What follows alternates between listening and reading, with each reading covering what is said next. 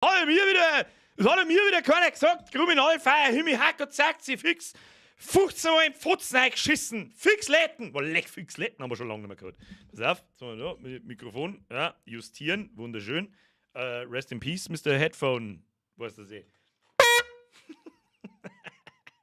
Oder hat das Habe gefeit? Entschuldigung. Habe! Rest in Peace, Mr. Headphone. Halt du fetter Trottel im Internet. Du bist jetzt einmal Status, Sendepause, jetzt ist einmal Schluss. Habe die Ehre wieder alle über das Bürger an einem zauberhaften Mittag, habe eine 20 Uhr mit einem neuen Spiel namens FTL. Faster than light, in unserem Fall fett, taub und langsam. So. Grüß Gott beieinander, wir schauen mal aus. Ich hab da, irgendwas stimmt halt mit dem, irgendwas hat sich da geändert. Ich hab keine Ahnung, irgendwie steht der PC anders. Ich weiß nicht, was da los ist. Ich krieg mein Mikrofonarm nicht da hin, wo ich ihn haben will. Gefällt mir nicht. Grüß mir erstmal ins Sauerfeuer, damit nichts passiert. Habe die Ehre an den Wulfric, an den Feierhand, an den Herrn Klein, an den Mainmeiker, an den Birger, der hat auch was geschrieben. An den Mescalin, an den Hirs, an den Gersag, an den Wulf, an den Bösel, an den Forest Quarter, an den Vivi, an den Felix, an den Herrn Klein, den glaube ich haben wir schon gehört. An den Sonntag, Ruhetag, ans Wölfchen, an die ganzen Mods. Das Wölfchen war die erste. Wo ist der Rest? Weiß ich nicht. Die haben frei. Wie geht's der Bürgerin? Odin, danke der Nachfrage. Der Bürgerin geht's wieder gut. Also, was heißt wieder gut? Ganz fit ist sie noch nicht, aber sie ist nicht mehr sie ist nicht mehr komplett im Arsch, sagen wir es so. Mir glaube ich, feiert auch immer noch nichts. Also, ich habe heute in der Früh mal gemeint so, riecht nach Scheiß. Warte mal, ja, ich habe einen Katar wegen. Habe ich wegen einen Katar und ja, jetzt kannst du anfangen. Feiert aber irgendwie noch nichts über den Tag hinaus, was ist wieder gut gewesen. So, Leute, wir schauen mal aus.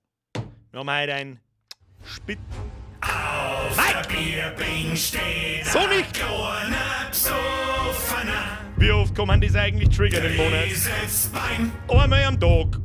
Voll wie es Gott. Mike, merci dir für deine Mitgliedschaft. 39 Monate, die haben es vollkommen hier. Ratziboots ins Hirn geflattert, das sagt er eh. Haut drin, ich bin wieder da, grüß an alle. Mike, grüß zurück, Bussi aufs Nussi. Was, das mit der Nase ist nur der Pollenscheiß aktuell. Rotzzeug. Ja, ich bin aber normal nicht allergisch auf irgendwas, also auf gar nichts. Und mein letzter Allergietest, gut, der ist für mich so schon sehr lang her, aber ich glaube, mir fehlt nichts. Also ich merke da nichts davon. Glaube ich zumindest. Der Baumdrossel schreibt, du wirst erst zum Wochenende krank, wie du es gesagt hast. Wie du schon sagst, ja. Also spätestens nächsten Dienstag oder Montag beziehungsweise war echt wichtig, dass ich fit bin, auch körperlich. Kann natürlich sein, dass es mir am Sonntag komplett erbräselt und dann bin ich gefickt, Alter. Dann bin ich gefickt und es wird dann richtig schön asozial, werden wir sehen. Warum, wissen einige, reden wir später mit Sicherheit nochmal kurz einmal drüber. Je mehr Leute weiß das eh. Das ist das Koks, stimmt. Stimmt, jetzt wo du das sagst, vielleicht soll ich endlich einmal aufhören, mir jeden Tag 14 Kilo Koks einzumrotzen. Aber da ist derzeit so viel Dreck in der Luft, dass man keine Allergie dazu braucht. Bei mir herin ist immer gute Luft, ich bin nicht draußen. Der King of Barbecue schreibt, du bist der größte FTL-Streamer auf Twitch. Ja, also mal ganz kurz vorweg, Faster than Light, also FTL, was wir mir heute spielen, sagt man so kurz im Hintergrund so ein bisschen, wie das grob ausschaut. Na, so schaut es eigentlich überhaupt nicht aus, egal. Es ist 10 Jahre alt. Dieses Spiel ist 10 Jahre alt, aber es ist ein absolutes Lünze! Hab ich dir einen Bürger? Wie geht's dir? Mir hat der Kader jetzt auch erwischt. Was ist FTL? Hashtag Gustl Starkbier. Merci dir. Mir hat der Kader, hab ich gelesen. Was ist der Kader, Alter? Der Kaderlot, Alter. Oh Gott, mir hat Kaderlot erwischt! Ich brauche 4 Wochen Krankschreibung, bitte, danke! Da ich der Bergdoktor bin, kriegst du eine Krankschreibung von mir. Was ist FTL? Ich kann nicht erklären, was Faster than Light ist. Es ist eine Raumschiffstrategie. Was ist denn? Bierbing steht ein kleiner Psoffener. Der ist jetzt beim Vollbiskott. Herr Rössler, merci dir! Foxy, die lese ich gleich vor. Meine Frau schaut das erste Mal zusammen. Grüß einmal die Tabea, bitte. Hast nicht ein Thrall sei menschliche erste beste Freundin auch? Die heißt Tabitha, glaube ich. Die heißt Tabitha, glaube ich. Tabitha. Tabea! Gewohnt die gleich mit Rot, dass deine Ringel lauter wird! Dass du gar nicht noch die ersten 5 Minuten keinen Bock mehr hast! Schöne Grüße vom Herrn Rössler. Ins Kronkeshaus wegen Schlaganfallverdacht. Danke, deine Streams sind die beste Ablenkung. Was ist das jetzt? Du bist der Bauer. Nein. Das ist nicht geil. Das ist nicht geil, Herr Mr. Mauling. wird schon werden. Ich sage jetzt da nichts dazu. Merci dir. Muss die keinen Fünfer nicht kosten. Kruzifix. Ich versuche mich zu bemühen. Heute wird sehr viel gelabert. Ich glaube, ich muss nämlich sehr viel erklären, wie das Spiel funktioniert. Mal Hand hoch im Chat. Wer kennt Faster Than Light nicht? Bitte, weiß ich nicht, Hand hoch. Ein Einser im Chat oder was auch immer. Herr Mauling, das ist absolut scheiße. Der Herr Dominik bringt es auf den Punkt. So schaut's aus. Da haben wir schon mit 2, 3, 4. Oh, das sind wir Herr Bene, halt! Merci für den Zwickelbus aufs Nüsse! Hand, da haben Fehler, die FTL nicht kennen. Also, um das einmal, der Löwensepp hat ja gefragt, was ist Faster Than Light. Jetzt muss ich erst mal schnell auf Steam schauen. Ich hab's im Epic Launcher. Ja, das Einzige, für das der Epic Launcher gut ist, kostenlose Spiele auszuhauen. Jetzt pass auf. Da hat es irgendwann einmal kostenlos gegeben.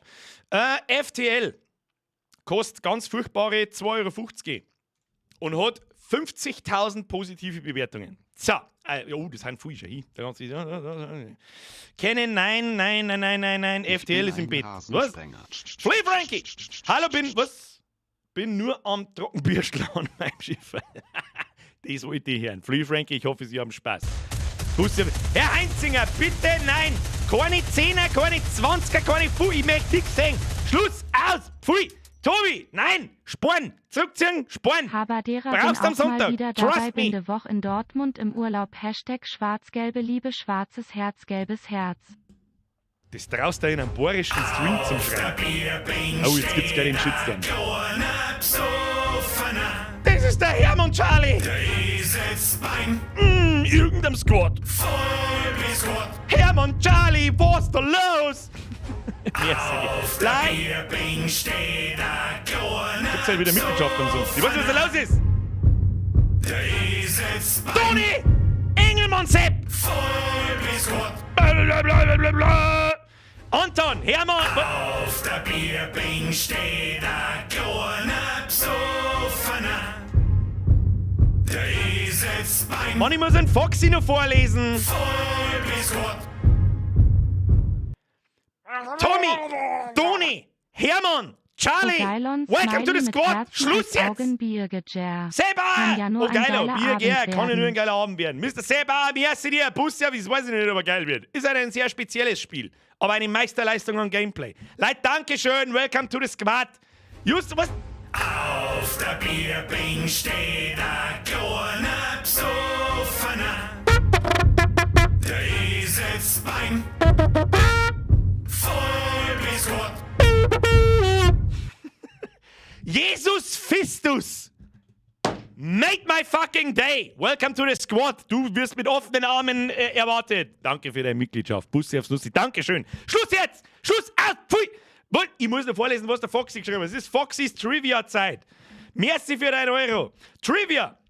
Am Johnson Space Center in Houston wird aktuell tatsächlich damit experimentiert, Raumzeitkrümmungen zu erzeugen, um die Effekte eines Warp-Antriebs zu simulieren und gegebenenfalls irgendwann in der Praxis nutzbar zu machen. Das ist krasser Scheiß. Ich sag das, was es ist, wenn wir mit Gravitation machen können, was wir wollen. Im Prinzip ist ja, glaube ich, ein Warp-Antrieb nichts anderes. Dann geht die Welt unter. Spätestens dann. Dann kannst du nämlich deine Atombomben vom Russenteufel und sonst, die können wir uns alle irgendwo hinschirmen, dann ist Schluss, Alter. Dann ist massiv Schluss. So schaut's aus. So, schwarz-gelbe Liebe, ich sehe schon wieder. Aber wenigstens bist du kein Bayern-Fan, das ist gut. Oh Gott, jetzt sitzen sie wieder daheim. Sitzen sie wieder daheim, wenn Bayern 10 Mal in Folge Meister wird und wichsen sie beim 10. Mal immer noch einen. Fußball auf und absegeln ist auch das Beste. So, Schluss! Irgendwas wollte ich erzählen. Pass auf, wo waren wir jetzt eigentlich? Wo waren wir? Was ist FTL? Das muss ich euch zeigen. Das kann ich nicht erklären. Es ist ein Roguelike. Es ist ein Raumschiff-Manager. So ein bisschen wie... Ja, nein, mit Rimworld kannst du es nicht vergleichen. Aber es hat halt eine sehr klassische... sehr oldschoolige Grafik, wenn man das überhaupt Grafik nennen kann. Und es ist ein Paradebeispiel dafür, dass Grafik so fucking unwichtig ist wie noch gerade. Ich habe die letzten Tage habe ich immer wieder ein bisschen gespielt.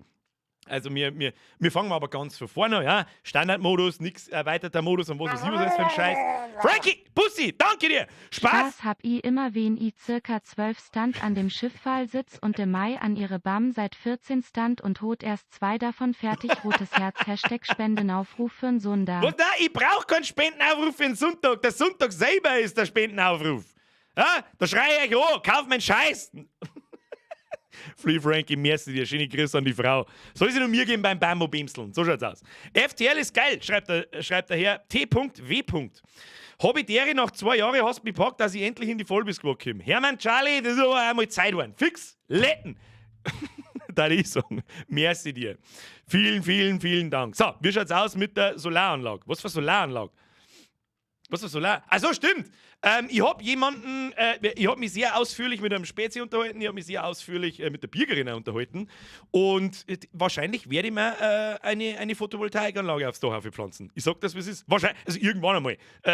Nicht morgen, aber ich werd mir das mal etwas genauer anschauen. Sag ich dir, wie es ist, weil das, was da passiert, ist ja völliger Irrsinn. Ich habe gerade also ein bisschen das Problem, ich würde gerne das Heizproblem damit auch lösen, aber das wird ein bisschen schwierig. Verschiedene Optionen, Sie wissen schon. Wenn der meiner 24/7 rödelt, lohnt sich Solaranlagen doppelt so schnell. Das weiß ich, Sprengi. Das weiß ich, Sprengi. Und genau das ist der Plan. Sag ich dir, wie es ist. Der Carport dreht sich jetzt im Grab um, das stimmt. Aber der Carport kriegt auch eine Photovoltaikanlage. Ja, mehr Tagfläche, mehr Profit. Tobi, merci dir. Jeder weiß, Dortmund ist die schönste Stadt der Welt. Dortmund ist die schönste Stadt der Welt und hat den besten Verein. Grinsender Smiley, gelbes Herz, schwarzes Herz. Haben wir mir so viel Dortmunder da herin? Was zur Hölle, Alter? Seit wann denn das? Die kommen quasi währenddessen ich über Bayern schimpf. Ist gut. Ja? Da hat man wenigstens noch Spannung am Spiel. Das kann so ausgehen, Bei Bayern fiebert man bloß noch, ob es jetzt 6-0 oder 8-0 ausgeht. Spannend. Ja? Kann man schon mal ausflippen. Seebauer, merci für deinen Zwickel. So, Schluss. Leute, wir spielen wir jetzt. So schaut's aus. Machen wir mal den ganzen Krampf dazu. Jetzt starten wir mal Faster than fucking light. So schaut's aus. Ich bin ja so weit aus dem Battle dran. Was ist denn heute schon wieder? Ich hab nichts so gelangt da. Kriminal wäre doch vielleicht schon. Ich hab da zeichnet da hinten ein bisschen. Aber egal. Haben wir mir. Oh, jetzt die spacey Musik im Hintergrund. Die ist spitze. Optionen. Wir brauchen mehr Musik. Das ist die Raumzeitkrümmung. Zu fett fürs Beutel. War ja das auch. Das ist von allem ein bisschen was. Monitor verschoben und so weiter und so weiter. Jetzt schalten wir mal um. Mehr über Bayern schimpfen und du wirst größter YouTuber. Ich kann da so 100. Was ist denn jetzt? Wie Sie sehen Sie nichts. Warum nicht? Da. Pixelmenü. Beste Leben. Machen wir ein bisschen leiser. So. Okay. Warum ist denn da ein T-Shirt, Alter? Seit wann ist denn da ein T-Shirt wieder? Das war schon lange nicht mehr da. Wir machen jetzt in meinem Kanal eine 180-Grad-Drehung und da wird es jetzt, sage ich mal, nicht mehr die Preisen ab, sondern sage ich mal, uns Bayern ab. Ja, wir haben auch nicht perfekt. Fast, aber nicht. Wir haben ja perfekter als die meisten, aber nicht ganz. So, jetzt muss ich das erst einmal richten. Ich glaube, wir müssen die Kamera heute sowieso ein bisschen woanders hin, ne? Weil, seht jetzt dann gleich. Schluss jetzt mit der Scheiß-Donaterei! Kruzifix, Handkerchief, Pussy to your bot! Listen to my bot!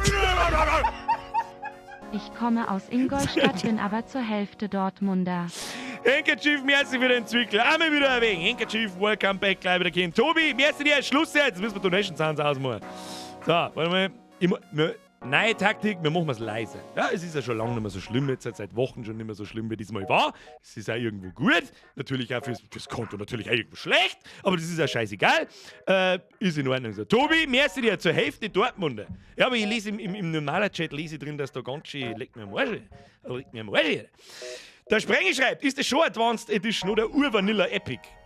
Das ist schon Advanced Edition, was das genau ist, das zeige ich. Nächste Woche spielen wir übrigens Into the Breach. Ebenfalls saugut spät. Mike, Schluss jetzt! Tobias, dann wohnst du ja nicht weit weg von mir. Ihr wohnt wahrscheinlich alle in derselben Stadt, anders kann ich mir das nicht erklären, dass ein gesammelter Haufen einfach nur so bescheuert ist und sich meinen Scheiße schaut. So, also, jetzt beißt so was ist Faster than Light? Ich drücke jetzt da mehr auf neues Spiel und wie Sie sehen, Alter, da ist fucking Menü und überall Zeig und Klump und überall blinkt's und Menschgeil und Raumschifferl und was weiß ich. Ich weiß nicht, wo ich anfangen soll, das Spiel zu erklären. Das ist schwierig. Es ist auf alle Fälle mal Roguelike. Das heißt, du spielst Runde für Runde und am Schluss, man kann es durchschaffen, die Runden, aber du fängst dann wieder von vorne an, bei 0. Ja? Das ist quasi das Spielprinzip dahinter. Während dem Spiel sammelst du Schrott. Das ist gut. Mit Schrott baust du dein Raumschiff aus. Das ist jetzt einmal so die erste Grundlage, die ich erkläre. Du hast da ein Raumschiff, wie man sieht. Ja, das schaut auch so aus. Das hat verschiedene Räume, da haben kleine Menschkerl drin, das ist deine Crew und deine Besatzung, die kennen alle was Verschiedenes und so weiter. Und in jedem Raum haben sie kleine Symbole drin. Das sind im Prinzip deine, wie soll man sagen, deine Module, die irgendwas kennen. Oh ja, wo ist der Quasi-Counter? Ja, ein Quasi-Counter, wenn ich was erkläre, braucht man einen Quasi-Counter massiv. Oder? Achievements grinden, neue Schiffe anlocken, Spaß haben, Encounter lernen, absolute Zernichtung. Was?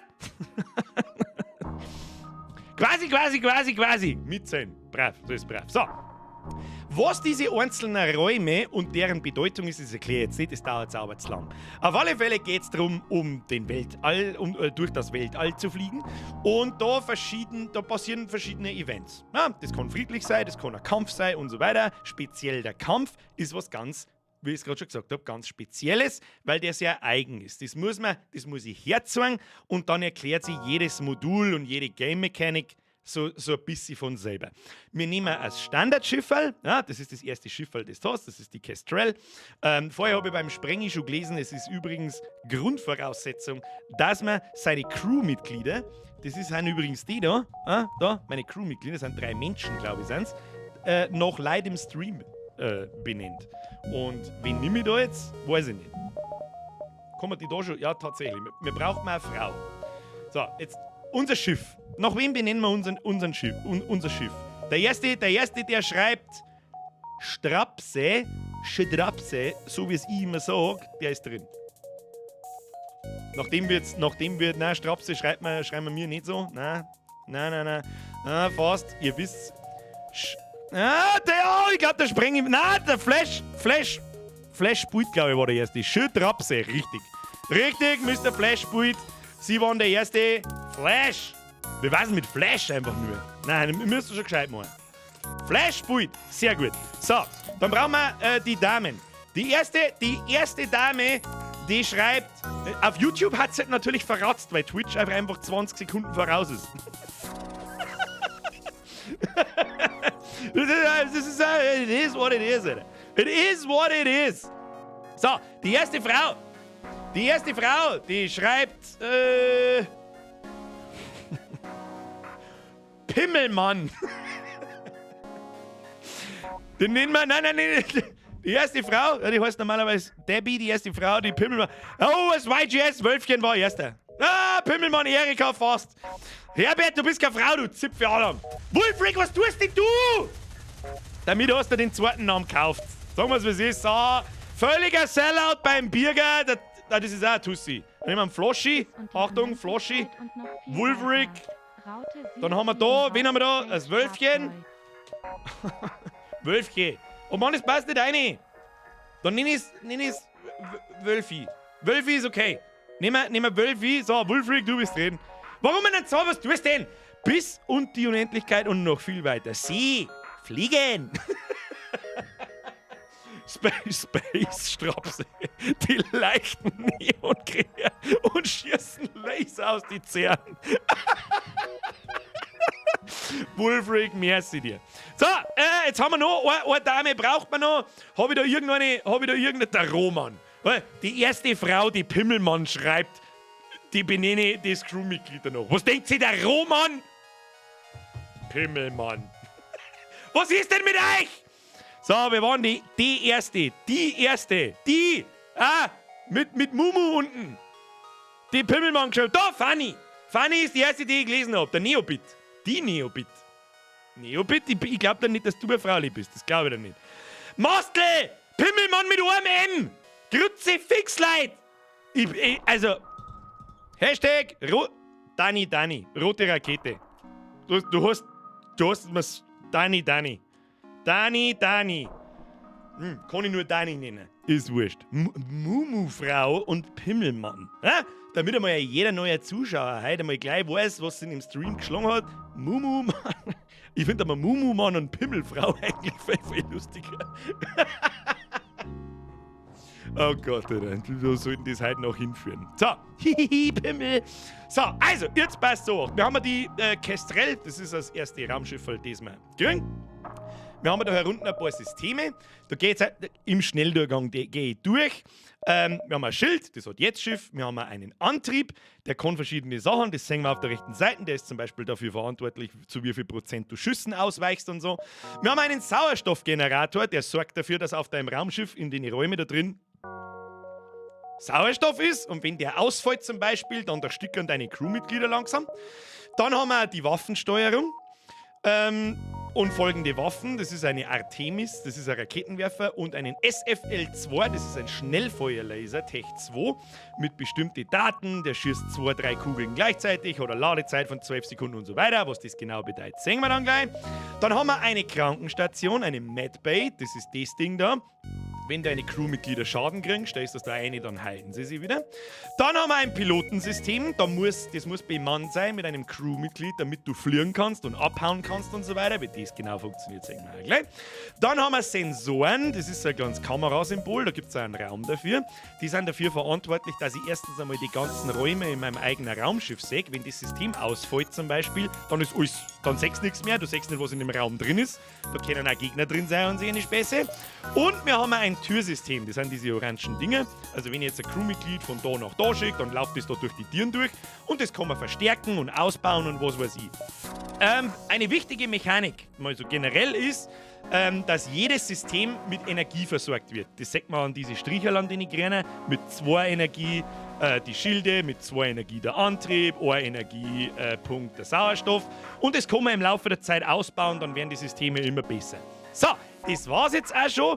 Den ganzen Rest, ich weiß nicht, wo ich anfangen soll zum Erklären. Wir spielen einfach mal die allererste Runde auf leicht und die Advanced-Version, die deaktivieren wir. Das ist die ganz normale Standard-Version, die ist über 10 Jahre alt, kriegen wir hin. Ich werde ziemlich viel labern, ziemlich viel erklären, weil es wirklich versuche selber mal die Leute, die Faster Than Light kennen.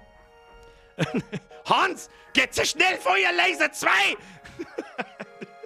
Und dann fangen wir einfach mal an. Start, bam, und wir sind mal sofort drin. So, jetzt haben wir schon so das erste Problem, ihr seht die Hälfte nicht und ich weiß nicht, wo ich mich hinziehen soll. Das machen wir jetzt folgendermaßen. Achtung, jetzt gibt es einen Perspektivenwechsel. Hier, frontal. Warte mal, geht das überhaupt? Frontal, nein, das geht überhaupt nicht. Das ist ja voll der Kack, Alter. Das ist ja voll der Kack! Warte mal. So, warum ist denn da jetzt ein Loch drin?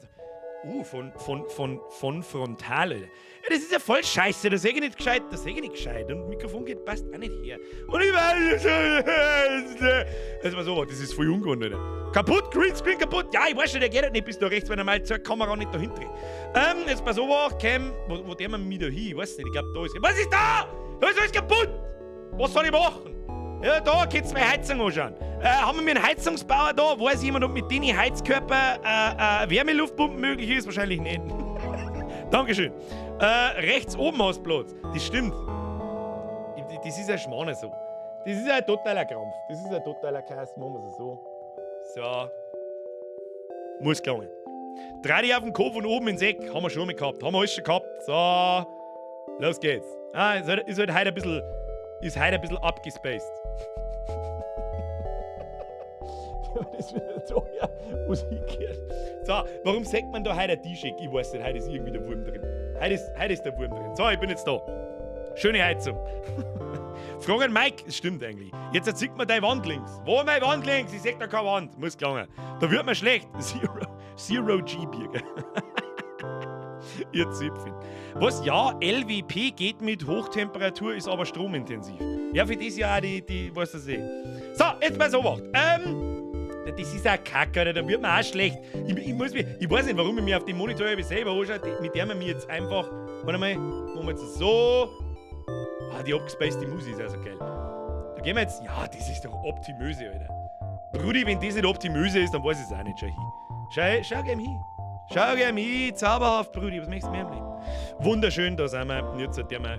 Jetzt lesen wir. Fangen wir mal das Lesen an.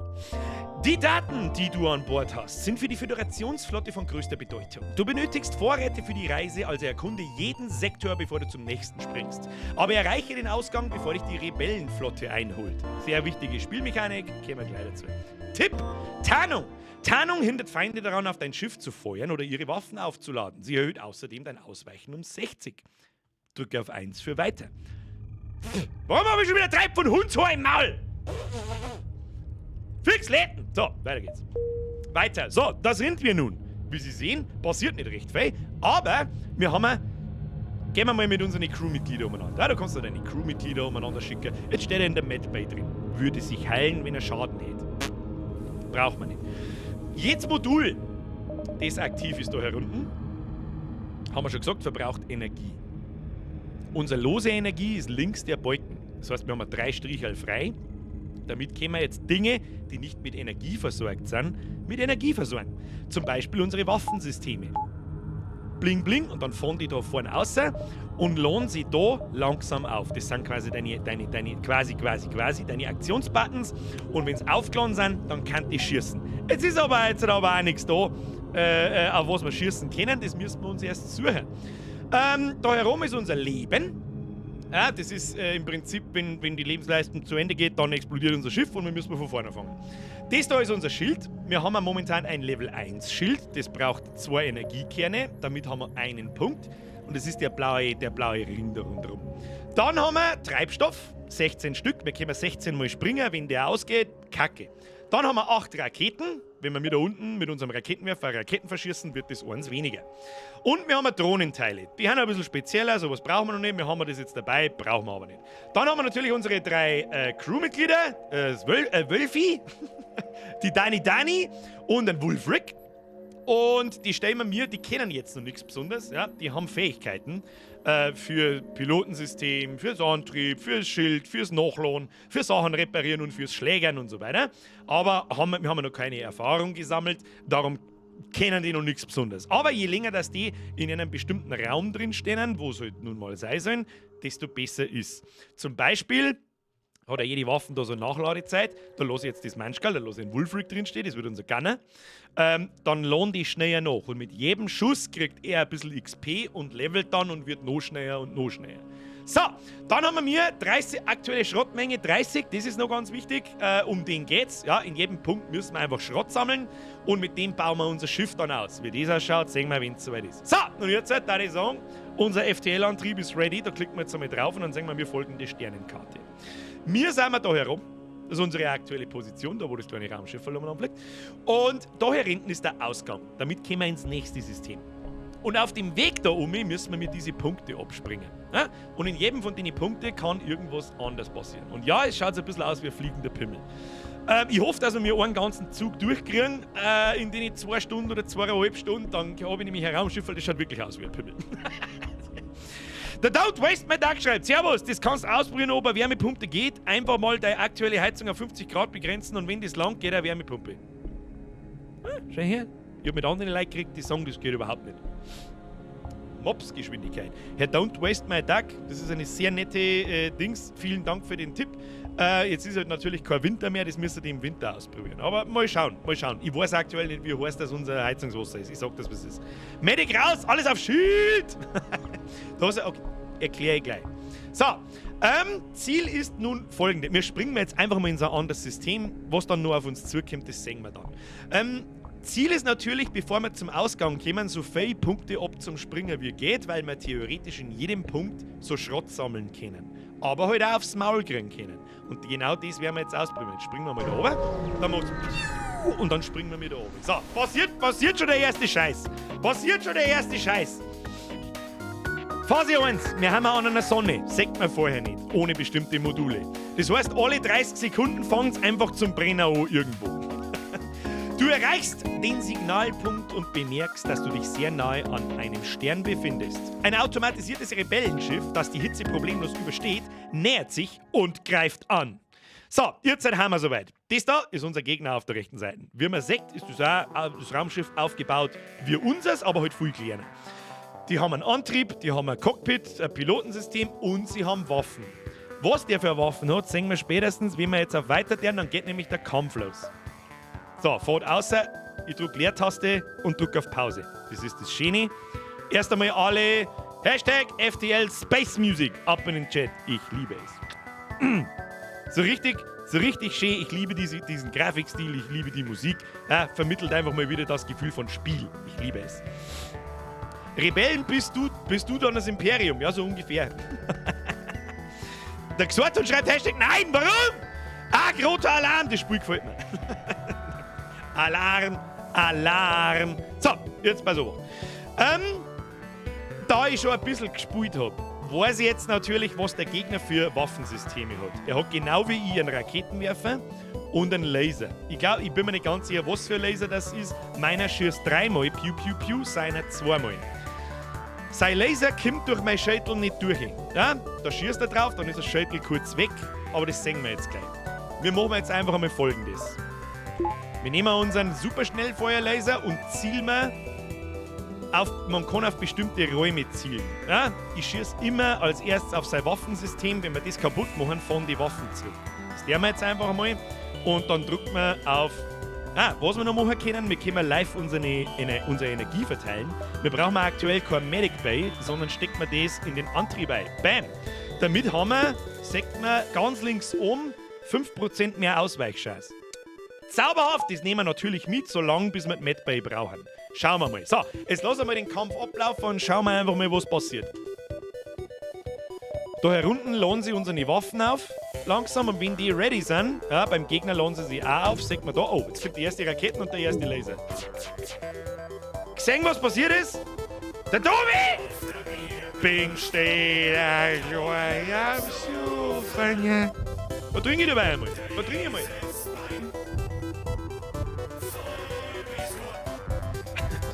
Tobi, welcome to the squad. Merci für deine Mitgliedschaft. Bussi aufs Nussi. Ab in den Chat. Habe die Ehre, Tobi. Also, erstens, der Dampfexpress hat es registriert. Der Lasersound schon einmal, ja? Zauberhaft. Was haben wir jetzt gesehen? Er hat mit seinem Laser eine Salve geschossen. Hat mir mein Schädel weggeschossen. Das ist jetzt gerade weg. Ich habe jetzt pausiert. Da herum sagt man, okay, unser Schädel ist gerade down. Das heißt, mit anderen Laserschüsse, wenn er welche hätte, kann er jetzt durchschießen und direkt auf mein Schiff. In irgendeinen Raum, irgendein Modul beschädigen oder einfach nur Schaden machen. Aber unser Schädel lädt sich natürlich nach einer Zeit auch wieder auf. Und dann haben wir wieder, also du musst quasi regelmäßig Damage machen, dass das Schädel down bleibt. Ausgeschaltet bleibt. Währenddessen, seine Raketen ist einfach, da steht es riesengroß, verfehlt, hat uns Gott sei Dank nicht getroffen. Wahrscheinlich, weil wir da noch die Energie in unseren Antrieb eingesteckt haben und 20% ausweichen haben. So, währenddessen hat unser Laser, macht da piu piu piu, und jetzt passt es mir auf, was da passiert. So, 3-mal eingeschlagen. Absolut glücklich. Normalerweise weicht der Gegner auch Schüssen aus. Wir haben 3-mal volle Kanne in sein Waffensystem eingeschossen. Laser down, Rakete down. Jetzt kann er uns nichts mehr. Sehr schön. Dann zielen wir als nächstes auf seinen Antrieb. Lassen wir es laufen. Ja, ich drücke jetzt da sehr oft auf Pause, weil ich sehr viel erklären muss. Normalerweise lasst es einigermaßen live durchlaufen. Und dann wird es auch richtig stressig. Ja? So, und da ist es. Sonneneruption! Es passieren schon wieder so viele Sachen. Achtung, ich lese vor. Das Schiff explodiert und hinterlässt eine beträchtliche Menge an nützlichem Schrott.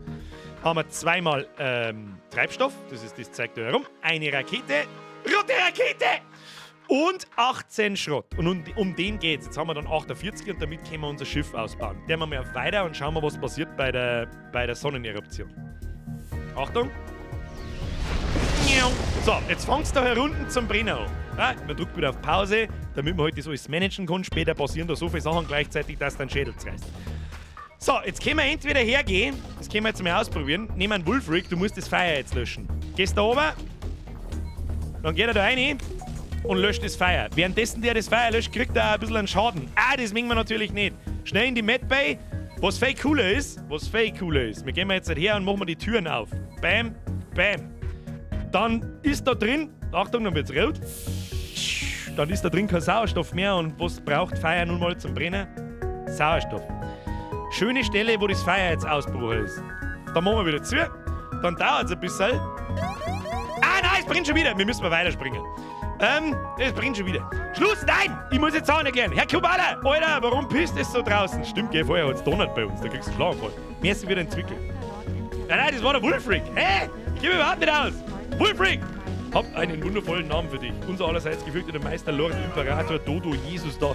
Alter, den kann ich mir nicht merken. Merci für deinen Fünfer. Leon, merci für deinen Zwickel. Super, Luftschleuse. Es wird immer besser. Ja, im Prinzip ist es eine Luftschleuse. So, je länger wir da jetzt in dem Sonnensystem bleiben, das fängt immer wieder zum Brennen an. Deswegen müssen wir weiterspringen. Ich darf jetzt bevor springen wir mal weiter in den Space hinein. Ja, und verpissen wir uns von da, weil da passieren nur schlimme Sachen. Das gefällt mir nicht. Aubitzwack. Nächster Event. Ein weiterer Rebellenkontrollpunkt überwacht diesen Ort. Einige Zivilschiffe warten auf die Inspektion. Jedes von ihnen könnte föderationsgetreu sein. Die Rebellen haben dich noch nicht bemerkt. Jetzt habe ich Auswahlmöglichkeiten. Erstens, dich alleine durchschlagen, angreifen und verschwinden. Zweitens, die Rebellen bestechen, damit sie die Zivilschiffe gehen lassen. Ich gebe euch doch keinen Schrotten, ein bisschen behindert. Drittens, alle nicht lebenswichtigen Systeme abschalten und verstecken. Wir kämpfen, wir haben ja da nicht so Gaudi da. So schaut's aus. Erstens, dich alleine durchschlagen, angreifen und verschwinden. Bam. So. Oh ja, das ist schon ein bisschen ein größeres Schifferl. Und da kriegen wir jetzt gleich einen richtigen Stress. Ich sehe seine Waffen. Ja, er hat wieder einen Laser. Mr. Bash, Birger! I'm sorry, ich bin spät. Aber wir sind heute ins Schwabenländle gefahren. Moin, Europapark. Europapark. Stabil. Viel Spaß, da ich sagen. Merci für den Euro. Bussi aufs Nussi. Wölfchen, das hast du sehr gut erkannt. Leider, oh Gott, das haben wir ein bisschen verpennt, dass wir einen Wulfric nicht geheilt haben. Warum? Weil keine Energie in der Krankenstation unten ist. Und außerdem hat der Wulfric in der Krankenstation jetzt auch gerade gar nichts verloren, sondern der soll wieder zum Schießen gehen. Du kannst es übrigens alles kommandieren, währenddessen der Pausenmodus aktiv ist. Dann kannst du überlegen, so, ja, was machen wir? Keine Ahnung. Wir zielen auf alle Fälle dieses Mal auch mit der Rakete. Und zwar Vollgas auf seine Waffensysteme. Einmal mit der Raketen, einmal mit dem Laser. In der Hoffnung, wir kommen durchs Shuttle durch und dann lassen wir laufen. Wahrscheinlich schießt er vor uns. Und er hat eine ganz interessante Waffen da rechts herum. Einmal der Laser. Piu. Okay. Da kommt unser... Ah! Leider Gottes sind unsere Waffen zu langsam. Wir haben einen Schaden gekriegt. Und zwar, er schießt mir mit dem Laser, schießt er mir das Schädel weg. Dann kommt er mit dem komischen Strahl, der gerade gekommen ist, kommt er dann durch und fährt da durch 2 Räume durch. Und für jeden Raum, den er trifft, macht er einen Schaden. Und setzt meinen Antrieb außer Gefecht. Sagt man dann da herunten, hat momentan nur noch eine Energie. Aber, wen haben wir da? Die Dani, die hat keinen Schaden gekriegt, die macht sich da sofort automatisch an die Reparatur. Das passt. Währenddessen hat da hinten 3 Ketten eingeschlagen und unser Dreifachlaser. Das heißt für uns, seine Waffen sind aus, fällt sich nichts mehr. So, wir deaktivieren unseren Raketenwerfer. Mit dem zweiten Schuss vom Laser schießt man wieder da auf das Waffensystem, das sie hoffentlich schneller... Ja, wieder 2 Treffer, easy. Ist schon gelaufen. Oh, es ist orange, der Laser ist wieder aktiv bei ihm. Das heißt, er repariert auch. So ist es nicht. So, Laser nochmal. Nein, du musst schießen! So, Laser ist wieder down. Er hat einmal geschossen, hat unser Schädel weggeschossen. Kann er nicht penetrieren. Laserpenetration ist voll Laser, wie du penetrierst, Alter. So, nicht schießen, tot. Und schon ist er weg. So, wie gesagt, am Anfang sind die Schiffe noch sehr, sehr einfach und alles sehr, sehr einfach zu managen. Aber später wird es schon ein bisschen schwieriger. Der T.W. schreibt, mit diesem Strahl hast du gute Chancen gegen den Endboss. Das ist richtig. Das ist in meinen Augen es gibt eine bestimmte Waffe, die heißt Lanze. Das ist die ist so overpowered, da schaffst du einen Endboss ziemlich leicht. Schauen wir mal, wie weit wir kommen. Das Schiff explodiert und hinterlässt eine betrachtliche Menge an nützlichem Schrott. Das lese ich jetzt nicht mehr vor. Jedes Schiff, das du zerstörst, kriegst halt was dafür. Ja, und das wird langsam immer mehr, das ist mal mehr, mal weniger. Manchmal kriegst du sogar Waffen, manchmal und lauter so Special-Dinge. Werden wir vielleicht noch sehen. 2 Treibstoff, 1 Drohnenteil und 21 Scrap. Machen wir weiter. So, jetzt schauen wir mal auf die Karten. Da können Shops sein. Ja? Die musst du aber erst erkunden. Wir haben da keinen in Reichweite. Und jetzt würde ich sagen, bauen wir einfach einmal zum ersten Mal unser Schiff aus. Schauen wir mal. Gehen wir mal daher. Bam! Was ist da wieder? Herr Jenny, was ist da los? Was ist mit Factorio? Alles Liebe aus Österreich. Oberösterreich, um Gottes Willen, das ist wichtig. Wir bei uns Oberbayern und Niederbayern. Merci für den Zwickel. Mit Factorio ist eigentlich nichts, das spielen wir schon wieder, aber ich hab heute einfach so hart Bock auf Faster Than Light, dass alles bloß noch schäbe. Darum gibt's heute Faster Than Light. So schaut's aus. So, jetzt können wir ausbauen. Wir haben einen 69. Nice. Wir haben 69 Scrap und mit dem können wir jetzt die einzelnen Module ausbauen. Einmal, wie man sagt, zum Beispiel unser Schild. Nehmen wir das erste, was ich immer ausbaue, ist das Schädel. Sobald du nämlich 2 Punkte Schild hast, bist du so gut wie unverwundbar. Unser Schild hat momentan eine Energiekapazität von maximal 2. Das heißt, selbst wenn wir jetzt, der wir dort Energie einmal außer, die haben wir jetzt so zur Verfügung, ins Schild mehr Energie einstecken wollen würden, dass das nicht geht. Würde nicht funktionieren, weil es halt nicht genug ausgebaut ist. So. Genau das werden wir jetzt tun. Gehen wir mit dem Mauszeiger da übers Schädel. Dann sehen wir, da. Seht man, auf Stufe 2 haben wir es schon. Da kriegt man eine Schildbarriere. Und auf Stufe 4 kriegt man die zweite Schildbarriere. Kostet uns bis dahin 50 Scrap. Bleibt übrig 19. So, dann haben wir zwar die Kapazität, auf die 2 Schildbarrieren zu kommen, aber leider nicht die nötige Energie dafür, die auch mit Energie zu versorgen. Die müssen wir da unten beim Reaktor freischalten. Das ist momentan die gesamte Energie, die wir zur Verfügung haben. Und jede Stufe kostet momentan 20 Scrap. Das heißt, wir können noch nicht so weit ausbauen. Was wir natürlich machen könnten, ist die Energie von A nach B verschieben und so weiter und so fort. Der wir jetzt aber nicht. Stattdessen kaufen wir uns einmal eine Reaktorenergie, damit wir die Medbay mit Energie versorgen können da hier unten, und stecken wir mal einen Wolfrig rein. Dann sieht man gleich, wie er sich heilt. Ist wieder voll. Wunderschön. Schickt man wieder zurück. Hat Dani Schaden gekriegt? Nein, Gesundheit 100 von 100. Passt. Und wie schaut es bei ihm aus? Die Wölfi, Entschuldigung, ist auch bei 100 von 100. So, wir speichern da hier hinten die aktuelle Crew-Position. Kann man speichern per Knopfdruck. Dann speichert es, in welchem Raum das die quasi gerade stehen. Und wenn du jetzt ihm da rumschickst, er tut jetzt gerade irgendwas anderes, Feuer löschen oder jemanden bekämpfen oder so, dann drückst du da her oder auf Enter. Dann geht er automatisch wieder in seinen Raum zurück. Wieder kleine Quality of Life Shit. Dann da ich sagen, springen wir weiter. Oh mein Gott, was haben das für rote Pfeile links auf der Karte? Erkläre ich nach dem nächsten Sprung. Wir springen mal da auf. Schau mal, was passiert. Aufwärtszwang. Du siehst eine schwer beschädigte zivile Raumstation. Du erhältst eine Nachricht.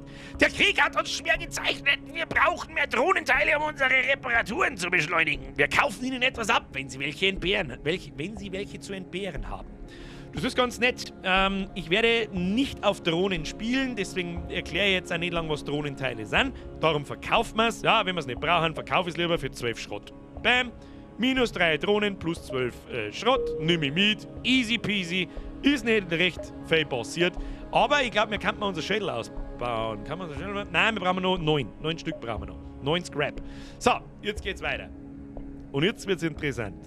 Euch ist mit Sicherheit auch aufgefallen, so, hey, was ist das da links? Da links außen steht Warning, das kann nicht gut sein. Als Spui, also dir ist eine, ich weiß nicht, was da genau auf den Fersen ist, aber so eine Föderationsflotte ist die auf den Fersen. Ja? Die fliegen da die ganze Zeit nach und die Zone kommt. Ja? Stell dir vor, das ist ein Battle Royale. So ungefähr ist es nämlich auch. Und die wird langsam, fliegt die halt einfach von links nach rechts und nimmt das ganze System ein. Und sobald du in dem System bist, wenn das halt überrannt wird, dann hast du einen Gegner, der ist so schwierig, dass er dir normalerweise vor allem in die ersten Botzonen völlig aus dem Leben fickt. Das heißt, du wirst indirekt dazu gezwungen, da Richtung Ausgang zu fliegen. Und die kleine, aber feine Kunst ist, so viele Systeme mit strategisch abzufliegen, wie geht, bevor du gezwungen wirst, zum Ausgang zu fliegen und abzuhauen ins nächste System. Da geht es dann wieder so weiter, aber halt mit einem stärkeren Schwierigkeitsgrad. Warum? Weil du halt nun mal in jedem Punkt da die Möglichkeit hast, Schrott zum Verdernen oder Schrott zum Sammeln, um dein Raumschiff stärker zu machen. Und das ist so die Krux. Wenn das einmal Klick gemacht hat, dann kannst du nicht mehr aufhören, dieses scheiß Spät zum Spielen. So schaut's aus. So, dann gibt's ein kleines Event. Wir haben da einen Notfall. Den schauen wir uns natürlich an. Wie schnell ist die Zone? Das 6 da ungefähr. Also der vordere Teil, der Teil da auf der linken Seite, da ist die Flotte schon.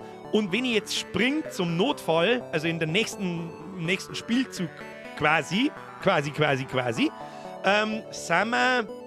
ist sie dann da, wo die rote Linie ist. Das heißt, wenn ich jetzt in dem System wäre, jetzt gerade, dann fight man noch nichts, aber ich sehe, dass beim nächsten Sprung muss ich da her springen, ansonsten überholt mich die Flotte und fickt mich. wenn ich von da nach da springen darf, dann hat mich im nächsten Zug die Flotte und ich muss gegen unseren Gegner aus der Flotte kämpfen und die haben scheiß stark. Ja, aus dem Leben fick stark. So, weiter geht's. Ab zum Notfall, hören wir uns mal an, was da los ist. Weiter geht's. Dann haben wir noch 16 Treibstoff, schaut gut aus. Du folgst dem Notsignal zu einem winzigen Asteroidengürtel. Ein kleines Schiff versucht, durch das Feld zu kommen. Und jetzt kann ich dem kleinen Schiff das Schiff rufen und Hilfe anbieten. Es antwortet: Hilfe! Hilfe! Unsere Schilde sind ausgefallen. Wir können nicht mehr lange durchhalten. Jetzt habe ich Entscheidungsmöglichkeiten. Versuchen Sie mit deinem Schiff zu schützen. Zweitens, dein Schiff nicht riskieren und sie ihrem Schicksal überlassen. So, jetzt ist die Frage, wenn ich da auf 1 drücke, gehe natürlich das Risiko ein, dass ich irgendwie Schaden kriege oder irgendein Scheiß passiert, aber ich kriege vielleicht Schrott.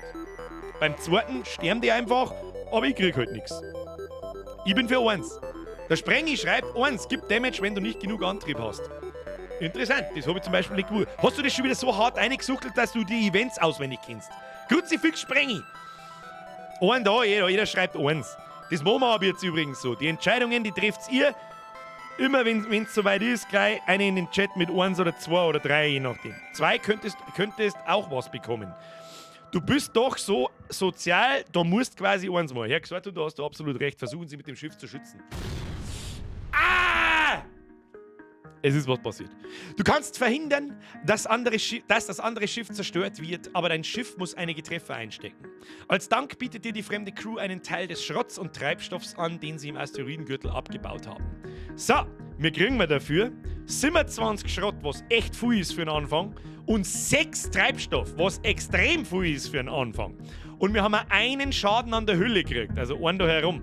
Und einen Schaden an der Hülle reparierst du normal mit 3 Schrott, wenn ich richtig liege. Ich glaube, 3 Schrott kostet eine Reparatur, das ist sogar bloß 2. Das heißt, und ein Treibstoff, glaube ich, kostet 3 Schrott. Wir haben nur Gewinn gemacht. Das hat sich voll rentiert. Guter Deal. Super guter Deal sogar. So, 1. Weiter. Ah, aber es brennt schon wieder da.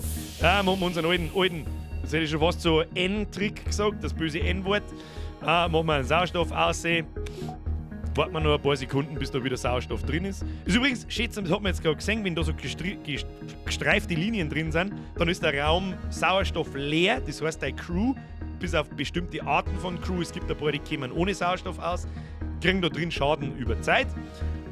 Und wenn er wieder so leicht rot ist, dann kriegst du keinen Schaden, aber du siehst, okay, da ist der Raum noch nicht ganz voller Sauerstoff. Sauberstoff. Hashtag Sauberstoff. Ab in den Chat. So, weiter geht's. Da haben wir einen Shop. Sehr, sehr, sehr gut, sehr gut. Extrem gut. So, meine Taktik ist da normalerweise immer folgende. Ich springe jetzt daher und dann da rauf. Was jetzt extrem dumm ist, dass man sieht da über diese Verbindungslinien, da sieht man dann, gut, das ist jetzt relativ selbsterklärend, aber ich erkläre es, vielleicht haben ja auch Leute dabei, die nicht so viele Computerspiele spielen wie ich, oder teilweise mir, oder wie der Sprengi zum Beispiel. Man sieht, wohin ich von da aus, wo ich hin möchte, dann weiterspringen kann. Ne? Wenn ich da jetzt in den Shop einspringe, komme ich nicht zum Ausgang, sondern muss dann da oben und so weiter. Und normalerweise darf ich das jetzt so machen, ich gehe da oben, gehe da rauf und gehe zum Shop, damit ich vorher noch ein paar Punkte habe und mehr Schrott sammeln kann, damit ich dann da sauber einkaufen kann. Problem ist, ich muss dann da wieder zurück da oben und verliere Zeit im Prinzip. Und bis dahin ist die Flotte da. Ja, die springt immer so, weiß jetzt auch nicht, an meinem Monitor sind es ungefähr 3 cm. Das heißt, sie ist beim nächsten Mal 1 Sprung, 2 Sprung, 3 Sprung. Wir könnten 3 Sprünge überleben. 1, 2, 3. Aber so. Was ist da denn? Der Bini! Merci dir, merci dir, merci dir. Merci dir, merci dir. Ist übrigens der Donation Sound leise genug, dass er nicht nervt. Lasst mir das bitte mal wissen. Das wäre super. So, Beni, welcome to the squad. Ab in den Chat, habe die Ehre. Beni, wer nicht mitmacht und wer nicht in den Chat einschreibt, der schlägt meine rote Rakete. So. So, deswegen glaube ich, wir haben ja ziemlich viel Treibstoff geschenkt gekriegt. Das ist übrigens sowas, pro Sprung verbraucht es da herum unseren Treibstoff für dieses der da. Ich darf jetzt sagen, ich spring da oben, nimm noch einmal Schrott mit, spring zum Shop, dann springe ich wieder da oben, da kriegen wir dann nichts natürlich, weil wir da schon waren, und gehe dann nach rechts und nimm da noch ein paar Systeme mit und dann hauen wir ab. Aber 2 Sprünge da oben, daher, auf und wieder zurück überleben wir nicht. Sag ich dir, wie es ist. Wir gehen da oben. Weiter im Programm. So, Kämpfer mag ich jetzt. Das gibt's ja nicht. Dieser Signalpunkt wurde für eine nahe zivile Raumstation errichtet. Niemand setzt sich mit einem Schiff in Verbindung. Arschlöcher! Da gibt's einfach nix. Das ist natürlich kacke. Kommen wir von dort zum Shop? Nein. Ja, das ist kacke. Mit 88 können wir nicht recht verkaufen, aber wir müssen mal schauen. Wir müssen mal in den Job reinschauen, das hilft nicht. Das hilft nicht. Eine Übertragung von einem Planeten in der Nähe deutet auf einen Außenposten hin, der vorbeikommenden Schiffen Vorräte anbietet. Du schickst ein Außenteam nach unten, um dir einen Eindruck zu verschaffen. Okay. Bam. So. Und jetzt sind wir in so einem Shop. Ja, das schaut immer gleich aus, aber in jedem Shop gibt es immer andere Sachen. Das ist völlig unterschiedlich. Das da unten sind Drohnen. Ja, wir spielen nicht mit Drohnen, deswegen erkläre ich das jetzt nicht. Vielleicht im zweiten Durchgang einmal. So, da kann man jetzt einiges machen. Einmal kaufen. Wir können uns Treibstoff kaufen. Da sagt man, kostet 3 Schrott. 3 Schrott ist irgendwie seltsam, habe ich auch gerade im Chat gelesen. Man kann Raketen kaufen, man kann Drohnenteile kaufen, man kann reparieren. Ja, ein Punkt oder einfach alles. Man kann verkaufen. Ja, ich kann auch meine Laser und meine Module und so weiter, die da hat, Fracht und Ausbauten. Wir haben aber noch nichts. Kann man verkaufen gegen Schrott. Und man kann Systeme kaufen. Ne? Eine Drohnensteuerung und einen Crew-Teleporter. Können wir uns beides, also eine Drohnensteuerung können wir uns leisten, aber mit Drohnen mag ich die Runden nicht spielen. Und einen Crew-Teleporter können wir uns leider nicht leisten, kostet 90. Da haben wir noch Seite 2, schauen wir, was da gibt. Oh, der Chris Phillips. Was ist da? Herr Köth! Bürger, wir brauchen noch etwas Sauerstoff. Ja, ich arbeite dran. Herr Köth, merci dir für deinen Fünfer. Bussi aufs Nussi, Dankeschön. Jetzt auf jetzt mit der Donaterei, ich bin da gerade im Erklärbär-Modus. Schluss, aus, pfui. So. Da hat's mal Kuppel ausgedroschen. So, da können wir uns Crewmitglieder kaufen. Und wie man sieht, es gibt nicht bloß Menschen. Das da sind sogenannte Mantis. Das sind Gottesanbeter, wenn man so will. Das ist der Chris Phillips. Die Nichtachtung des Individuums durch die Mantis hat aus ihnen ein grausames Kriegsvolk gemacht. Ich weiß zum Beispiel, dass Mantis ziemlich stark im Nahkampf sind, also Crew gegen Crew. Dann haben wir da einen Engi, der kann auch was Bestimmtes, sagt man übrigens auch rechts da hinter mir, aber der hat noch keine Skillung. Können wir momentan nicht brauchen, aber wir brauchen eigentlich einen. Ich sag das, was ist. Wir brauchen eigentlich ein Crewmitglied, nämlich für die Schilde. Und Ausbauten. Das sind im Prinzip passive Fähigkeiten für das Raumschiff. Da gibt es auch die verschiedensten Sachen. Wir haben einen FTL-Störsender. Was kann der? Stört die FTL-Computer anderer Schiffe und verdoppelt die Sprungvorbereitungszeit. Ist jetzt nicht so geil. Das heißt, andere Gegnerschiffe können abhauen, wenn wir zu lang brauchen, und das darf das Ding aufhalten ein bisschen länger. Können wir nicht brauchen. Der Drohnenbergungsarm. Nicht zerstörte Drohnen werden beim Springen eingesammelt, damit ihre Teile wiederverwertet werden. Das ist eigentlich ein super geiler Ausbau, wenn du mit Drohnen spielst. Der haben wir aber nicht. Oh, da haben wir was sehr Interessantes. Der Autonachlader. Abklingzeit zwischen Schüssen wird um 10% verkürzt. Das ist genau, ich möchte mit Laser spielen, ja, piu, piu, piu, piu, piu, ganz furchtbar viel. Ist der Autonachlader absolut Premium. Das heißt und bedeutet, unsere Waffen, die sie da über Zeit aufladen, brauchen 10% weniger. Das heißt, 10% schneller schießen, 10% besser. Autonachlader, ab in die Tüte, bitch! So, eingekauft. Und mehr können wir uns eh nicht leisten, weil wir bloß noch 48 haben. Reparatur, glaube ich, ist noch nicht nötig. Alles im grünen Bereich sozusagen. Der Stein von Baumhausen schreibt: Moin und geknuddel und nice, geiler Klassiker, den du da spielst. Schön, dass das noch jemand zu schätzen weiß. Ein Klassiker darf ich vielleicht noch nicht sagen, für das ist doch noch zu jung. Aber wo du recht hast, hast recht. Ja, genug erklärt. Am Shop kriegen wir nicht mehr. Hat sich auf alle Fälle rentiert. Super nice. Ja, jetzt haben wir noch 48 Schrott. Damit können wir unsere Schilde... Nein, hoppala. Man muss übrigens nicht an einem Shop sein, um sein Raumschiff auszubauen. Das geht immer. Fast immer, wenn gerade kein Kampf ist oder so. Wir brauchen 50 für 2 Schildenergieteile. Oder für 2 Schildstufen, nennen wir es so. Und nochmal 40, wenn nicht sogar 45 Schrott für 2 Energiebalken. Oder mindestens einen. Weil einen können wir vielleicht aus der Medbay dabei abziehen. Also müssen wir noch ein bisschen rumfliegen. Weiter geht's. FTL! Wir müssen mal wieder zurück, da wird nichts passieren. Kauft Treibstoff zu fix. Ich brauche keinen Treibstoff. Da haben wir 60 geschenkt gekriegt. Weiß ich nichts. So, weiter geht's. Jetzt wird schon eng. Die Scheißflotte, die ist bald bei uns. Aber wir können locker noch da oben springen, daher springen. Und vielleicht können wir sogar dann noch da rauf und dann zum Ausgang. Müssen wir sehen. Müssen wir sehen. Schätzen wir ab, sehen wir schon. Treibstoff habe ich jetzt vergessen. Das vergesse ich ja offstream gerne mal. Arbeitswag, Schlägerei. Scans zeigen an, dass eine abgelegene Siedlung von einem Piratenschiff blockiert wird. Das Schiff schickt dir schnell eine Nachricht. Halten Sie sich raus! Oder Sie sind das nächste Ziel. Feuer konzentrieren auf! 1 oder 2? Ihr müsst in den Chat. Also wer da jetzt 2 schreibt, zu dem komme ich höchstpersönlich heim und hau ihm einen knockerten Arsch. Auf Hochdeutsch übersetzt, ich komme zu dir nach Hause und hau dir den nackten...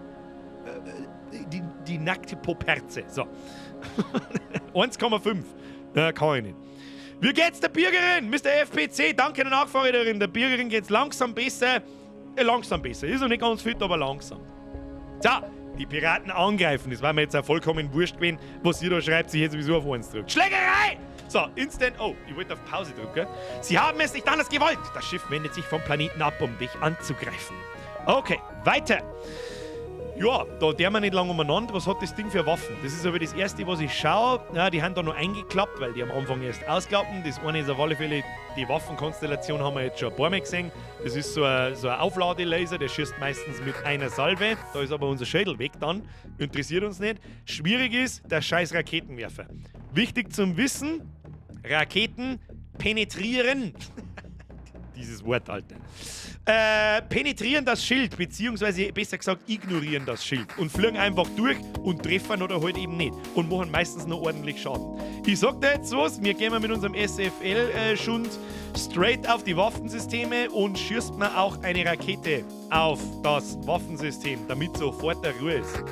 So, dann lassen wir das Ganze ablaufen und dann kann man momentan noch nicht recht viel machen. Was haben wir eigentlich gekauft? 10% schneller schießen. Ja. Ah, Rakete, nein! Ah! Warleck, die Drecksau. Warleck, die Drecksau hat auf unser Schädel geschossen. So, unser Schädel hat Schaden. Wir haben kein Schild. In dem Moment war er jetzt natürlich befähigt, mit seinem scheiß Laser straight auf mein Schiff zu schießen.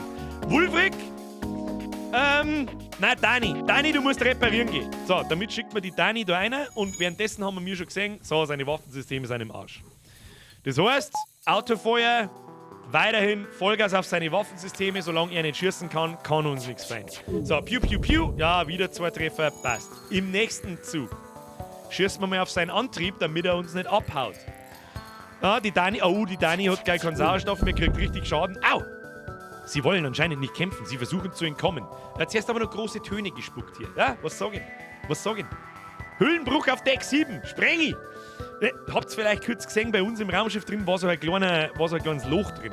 Dann ist da der Sauerstoff natürlich weg. Also es ist auch Zufall, dass das passiert.